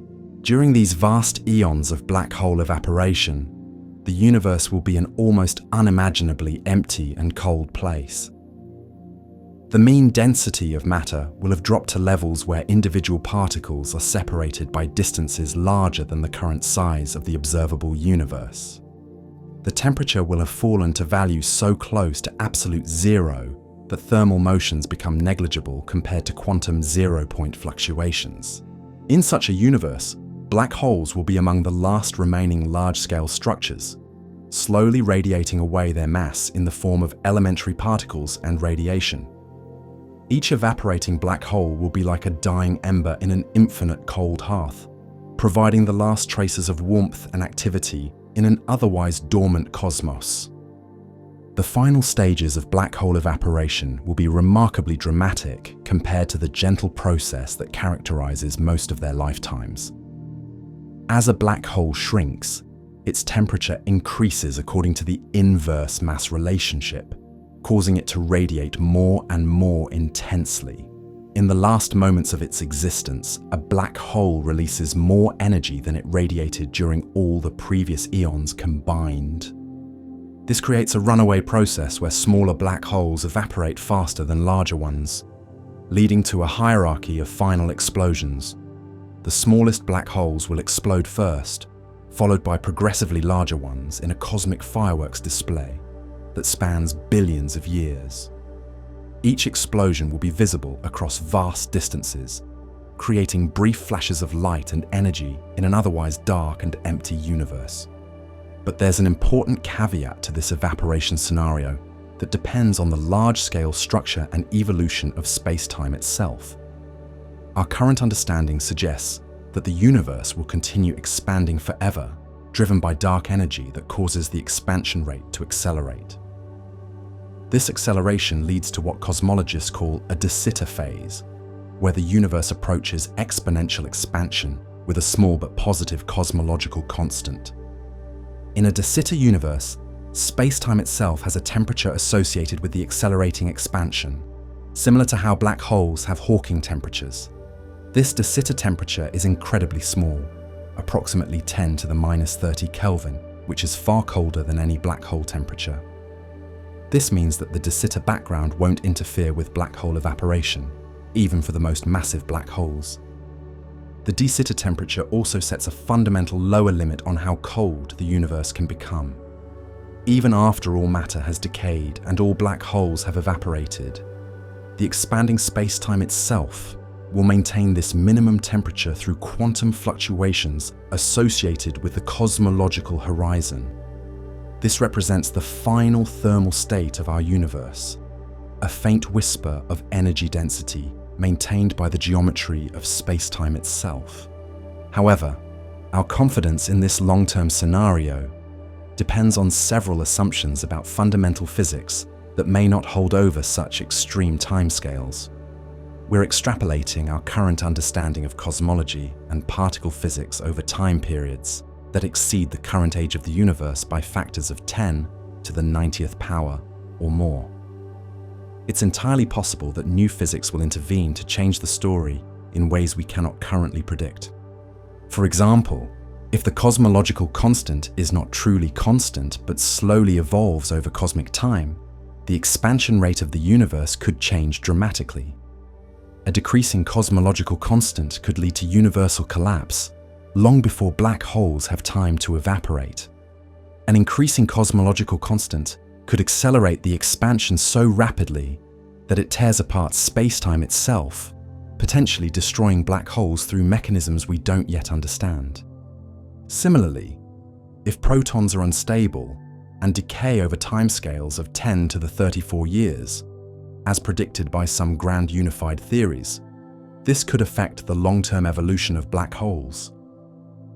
Proton decay would provide additional sources of energy and entropy that might influence the thermal balance between black holes and their environment. There's also the possibility that our understanding of quantum gravity is incomplete in ways that become important over these vast timescales. The marriage of quantum mechanics and general relativity that gives us Hawking radiation might break down under extreme conditions, leading to modifications of the evaporation process that we cannot currently anticipate. Despite these uncertainties, the basic thermal argument for black hole evaporation in an expanding universe seems robust. As long as the universe continues to expand and cool, and as long as Hawking radiation provides a genuine mechanism for black hole mass loss, then every black hole must eventually reach a temperature higher than its environment and begin to evaporate. This leads us to a remarkable conclusion about the ultimate fate of black holes. While they are essentially indestructible by any active intervention we can imagine, they are not eternal.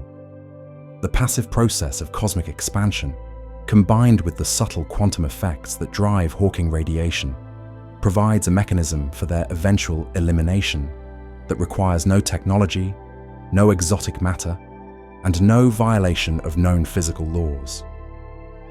The irony is profound. The most permanent seeming objects in the universe will ultimately be destroyed not by violence or clever engineering, but by the gentle, inexorable process of cosmic cooling.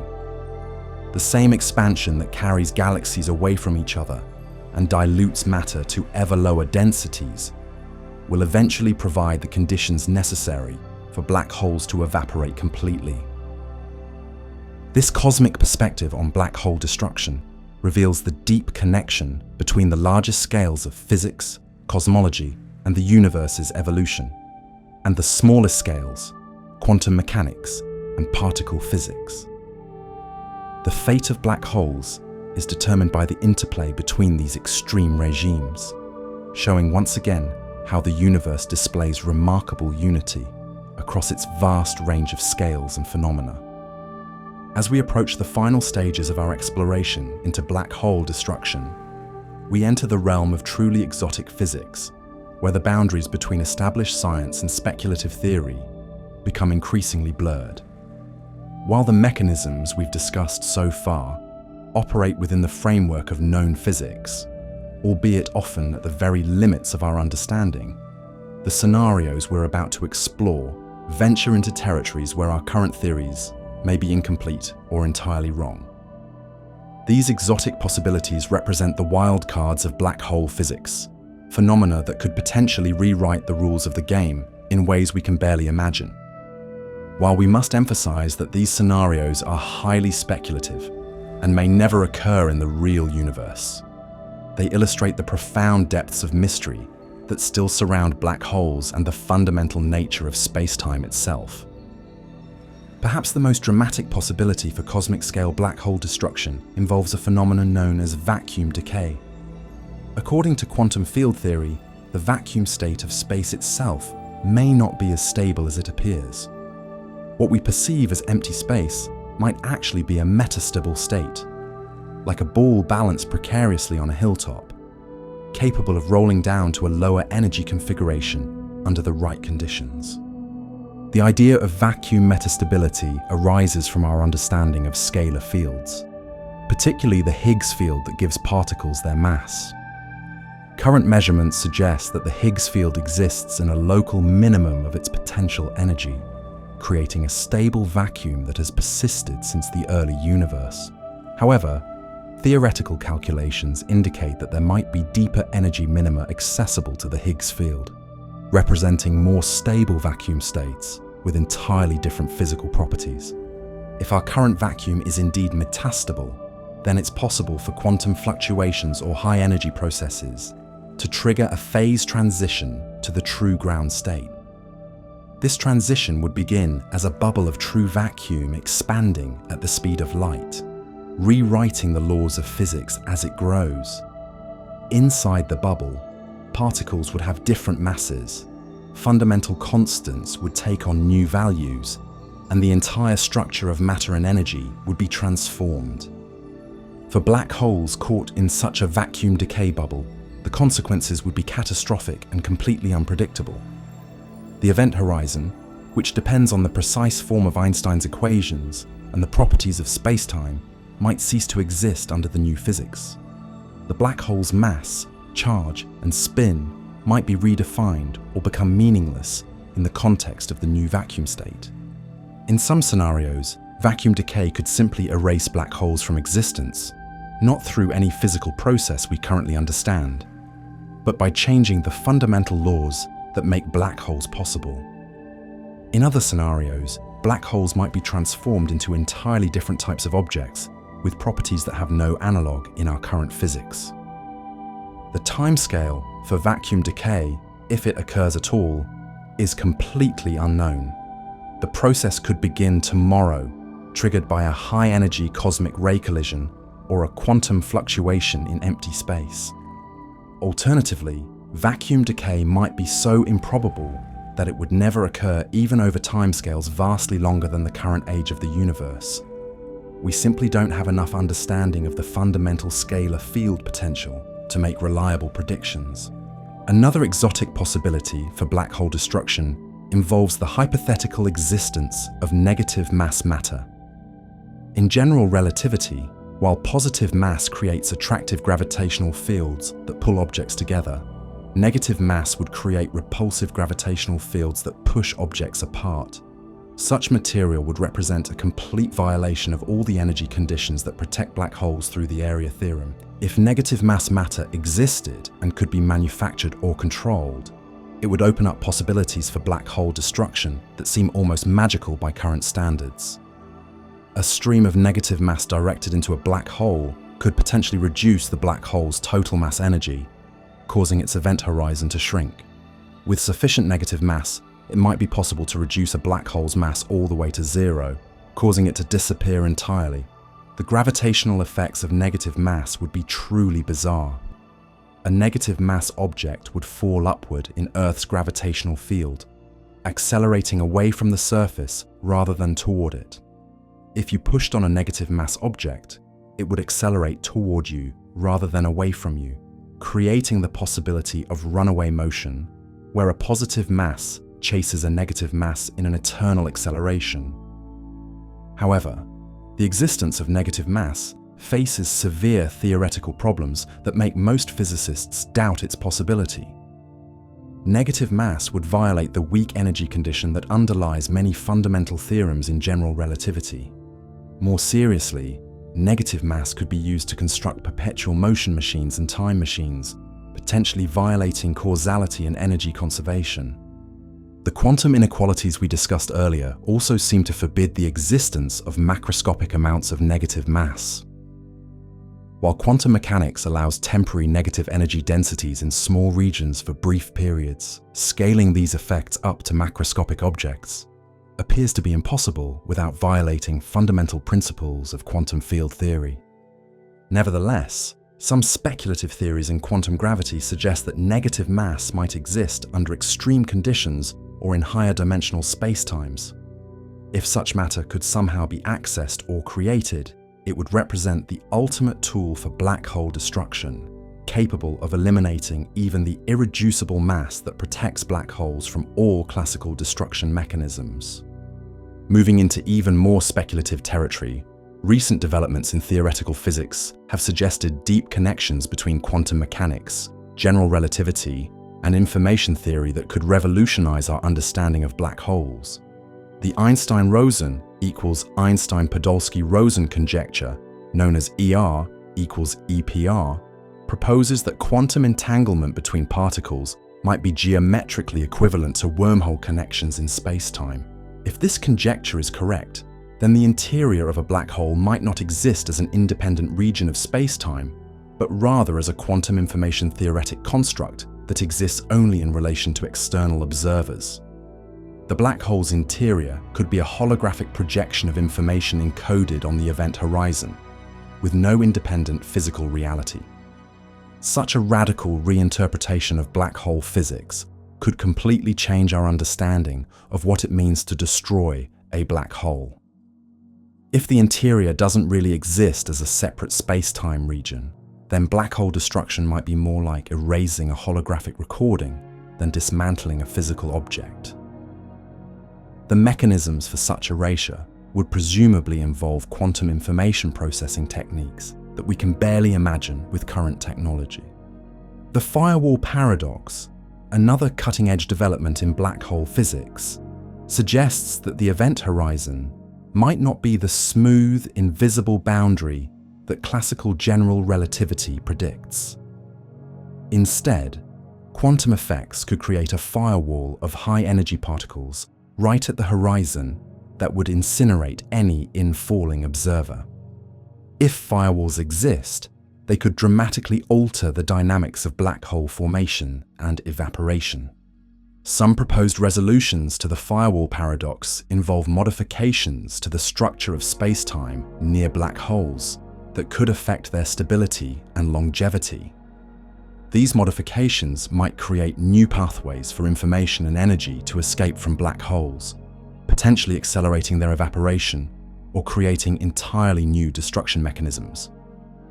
The concept of black hole remnants also enters the realm of exotic physics when we consider what might remain after Hawking evaporation is complete.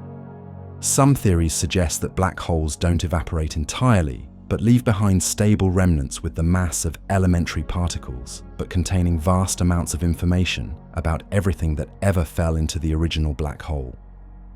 These remnants would represent a completely new form of matter, more like information storage devices than ordinary particles. If remnants exist, then black hole destruction becomes a more subtle process where the gravitational aspects of the black hole disappear, while its information content persists in a highly compressed form. Other exotic scenarios involve modifications to general relativity itself that could change the fundamental properties of black holes. Theories with extraspatial dimensions, modified dispersion relations for gravitational waves, or alternative formulations of gravity could all potentially alter black hole physics in ways that create new destruction mechanisms. Some string theory models predict that black holes might undergo phase transitions under extreme conditions, transforming into other types of objects like fundamental strings or higher dimensional brains. Such transitions could represent a form of black hole destruction, where the object doesn't disappear but transforms into something so different that it no longer qualifies as a black hole. The possibility of time travel also enters into exotic black hole destruction scenarios.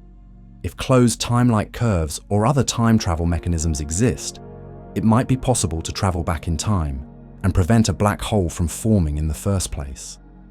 This would represent the ultimate form of black hole destruction, erasing the object from history rather than destroying it in the present. However, all such time travel scenarios face severe paradoxes and consistency problems that make most physicists doubt their physical realizability. The grandfather paradox and other logical contradictions associated with time travel suggest that the universe has built-in protections against causality violations. Perhaps the most exotic possibility of all involves the spontaneous appearance of universe-destroying catastrophes that could eliminate not just black holes, but all of space-time itself. Hypothetical processes, like the nucleation of baby universes, the collision of our universe with other universes in a multiverse, or the spontaneous collapse of space-time due to quantum gravity effects, could all potentially destroy black holes by destroying the arena in which they exist. These cosmic catastrophe scenarios represent the ultimate limits of speculation about black hole destruction.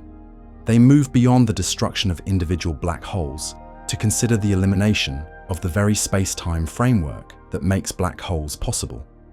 Such events would represent not just the end of black holes, but the end of physics as we know it. Despite their highly speculative nature, these exotic scenarios serve an important purpose in pushing the boundaries of our theoretical understanding. They force us to question our assumptions about the fundamental nature of space-time, matter, and information.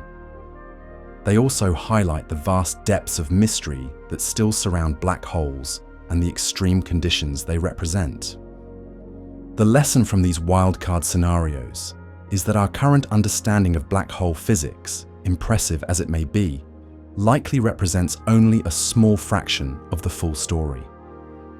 As we push deeper into regimes of extreme space-time curvature, quantum gravity, and high-energy physics, we may discover phenomena that completely revolutionize our understanding of what black holes are and how they behave.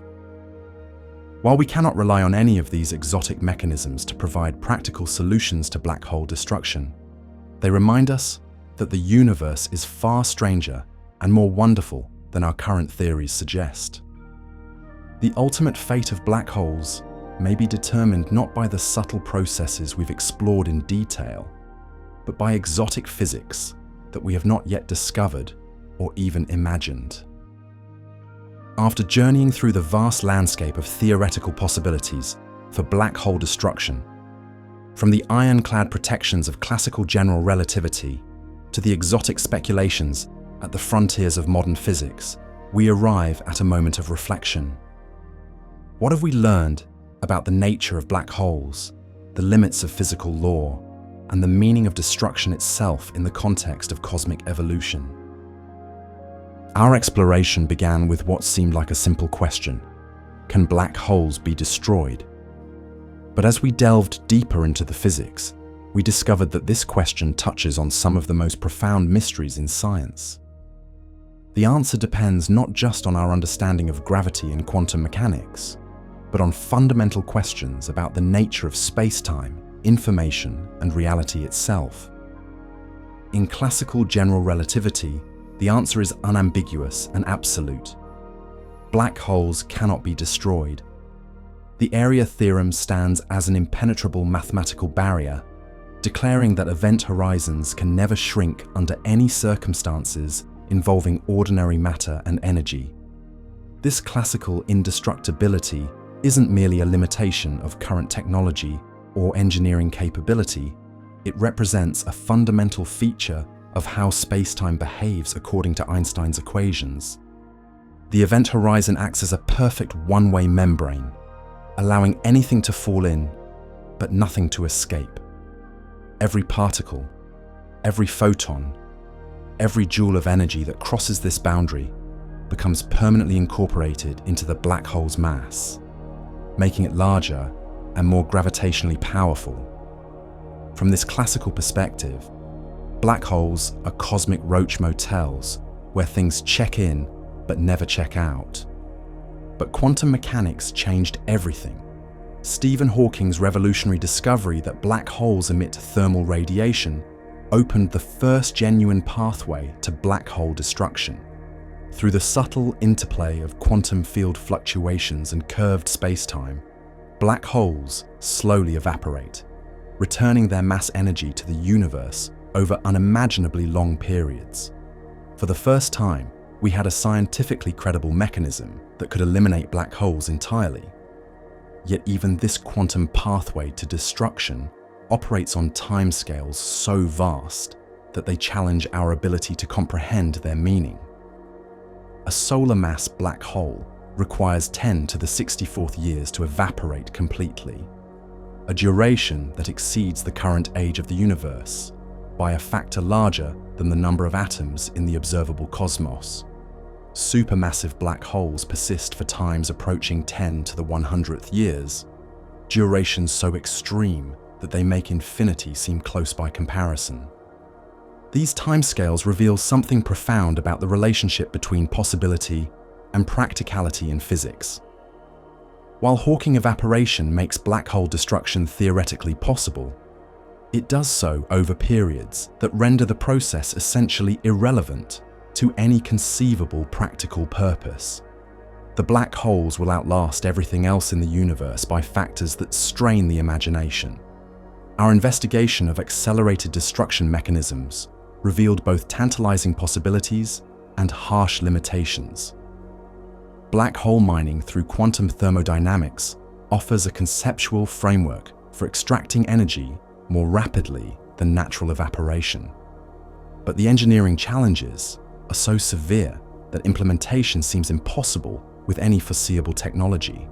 The quantum inequalities that govern negative energy place fundamental limits on how much acceleration is possible, ensuring that even optimistic scenarios remain astronomically slow.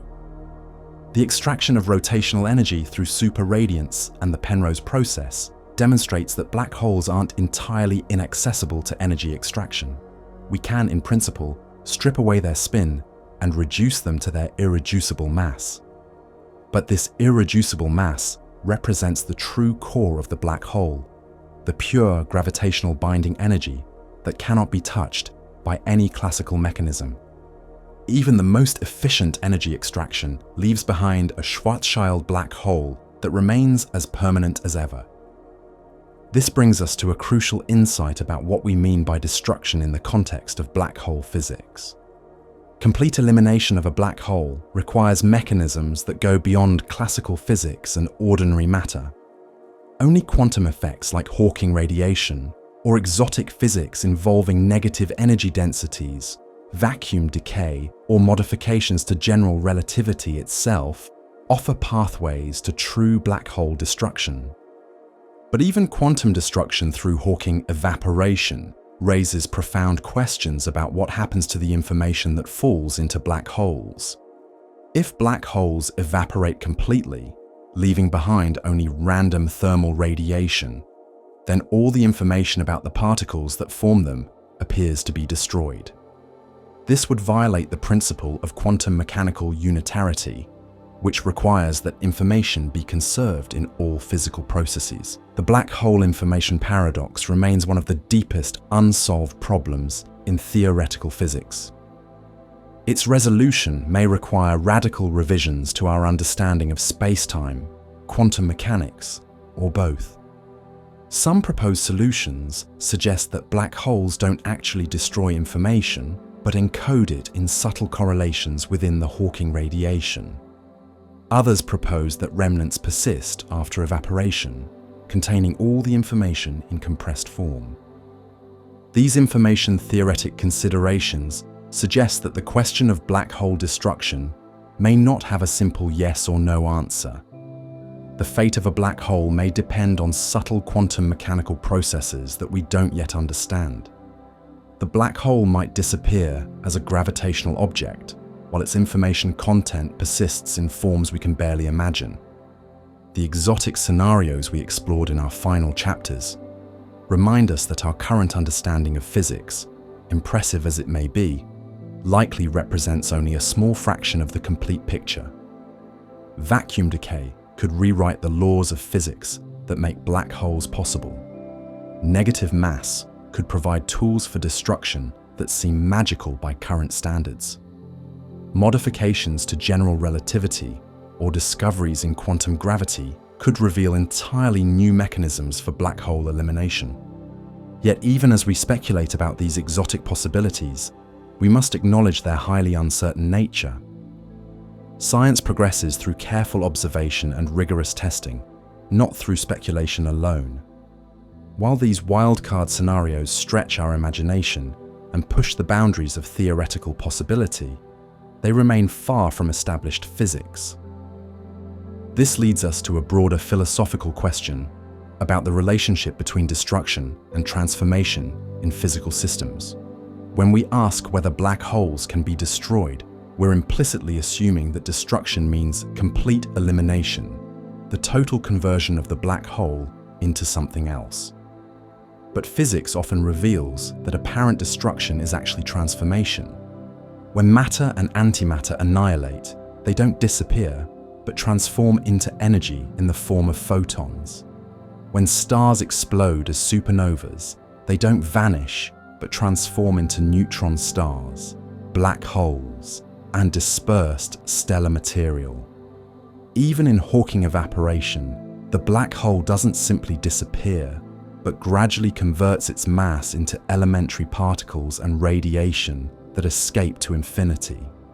From this perspective, black hole destruction through Hawking evaporation represents the ultimate recycling process. The black hole slowly returns its mass energy to the universe in the form of elementary particles, allowing that energy to participate once again in cosmic evolution. The information content of the original black hole may persist in the correlations among these particles, ensuring that nothing is truly lost. This transformation view of black hole destruction connects to deeper questions about conservation laws and the fundamental structure of physical reality. Energy cannot be created or destroyed, only transformed from one form to another.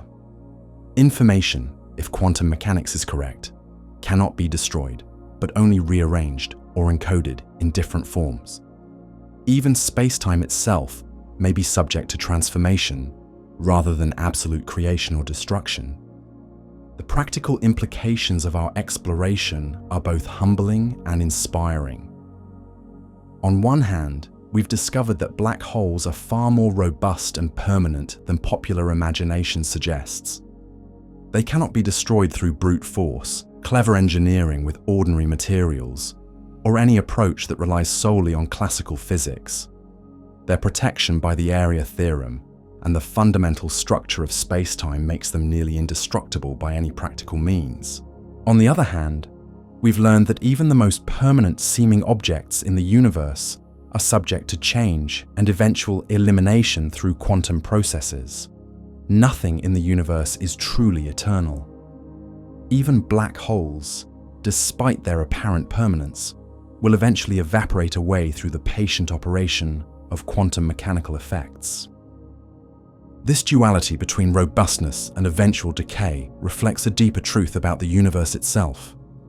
Physical law provides both stability and change, permanence and evolution. The same principles that make black holes nearly indestructible also ensure their eventual elimination through quantum processes operating over cosmic timescales. For technological civilizations, the lesson is both sobering and hopeful. While we cannot easily destroy black holes that pose threats, we also don't need to fear that they will persist forever.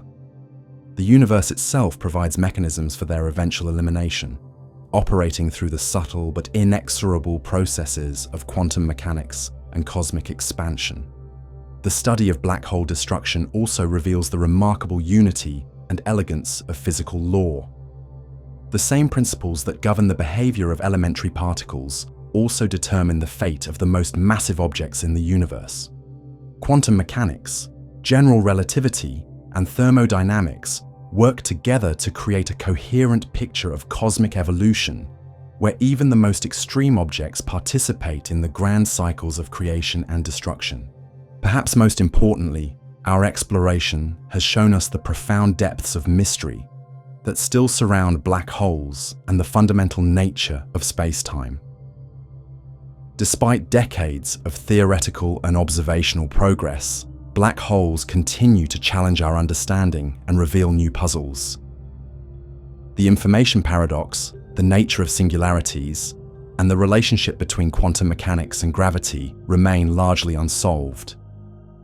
These mysteries remind us that science is an ongoing journey rather than a destination. Each answer we discover leads to new questions. Each theory we develop reveals new phenomena to explore. Black holes, once thought to be simple and characterless, have become laboratories for exploring the most fundamental questions about the nature of reality. As we conclude our journey through the theoretical possibilities for black hole destruction, we're left with a sense of both accomplishment and anticipation. We've mapped out the landscape of what's possible within our current understanding of physics. But we've also glimpsed the vast territories of unknown physics that lie beyond our current theories. The ultimate fate of black holes may be determined not by the mechanisms we've explored in detail, but by discoveries yet to be made in quantum gravity, cosmology, and fundamental physics. The question of whether black holes can be destroyed may find its final answer not in our current theories, but in the revolutionary discoveries that await future generations of physicists. In the meantime, black holes continue to evaporate slowly through Hawking radiation, returning their mass to the universe one quantum at a time. They cannot be killed in any practical sense, but they are not immortal. Their mass energy is being redistributed back to the cosmos through quantum processes operating over timescales that dwarf all human experience. This is perhaps the most fitting conclusion to our exploration.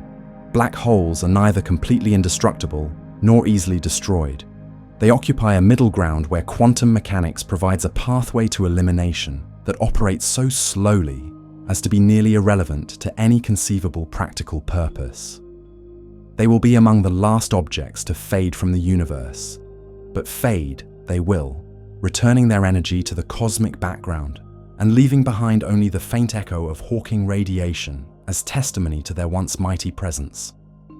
In this slow fade lies both the victory of quantum mechanics over classical permanence and the ultimate triumph of change over stasis in the grand story of cosmic evolution.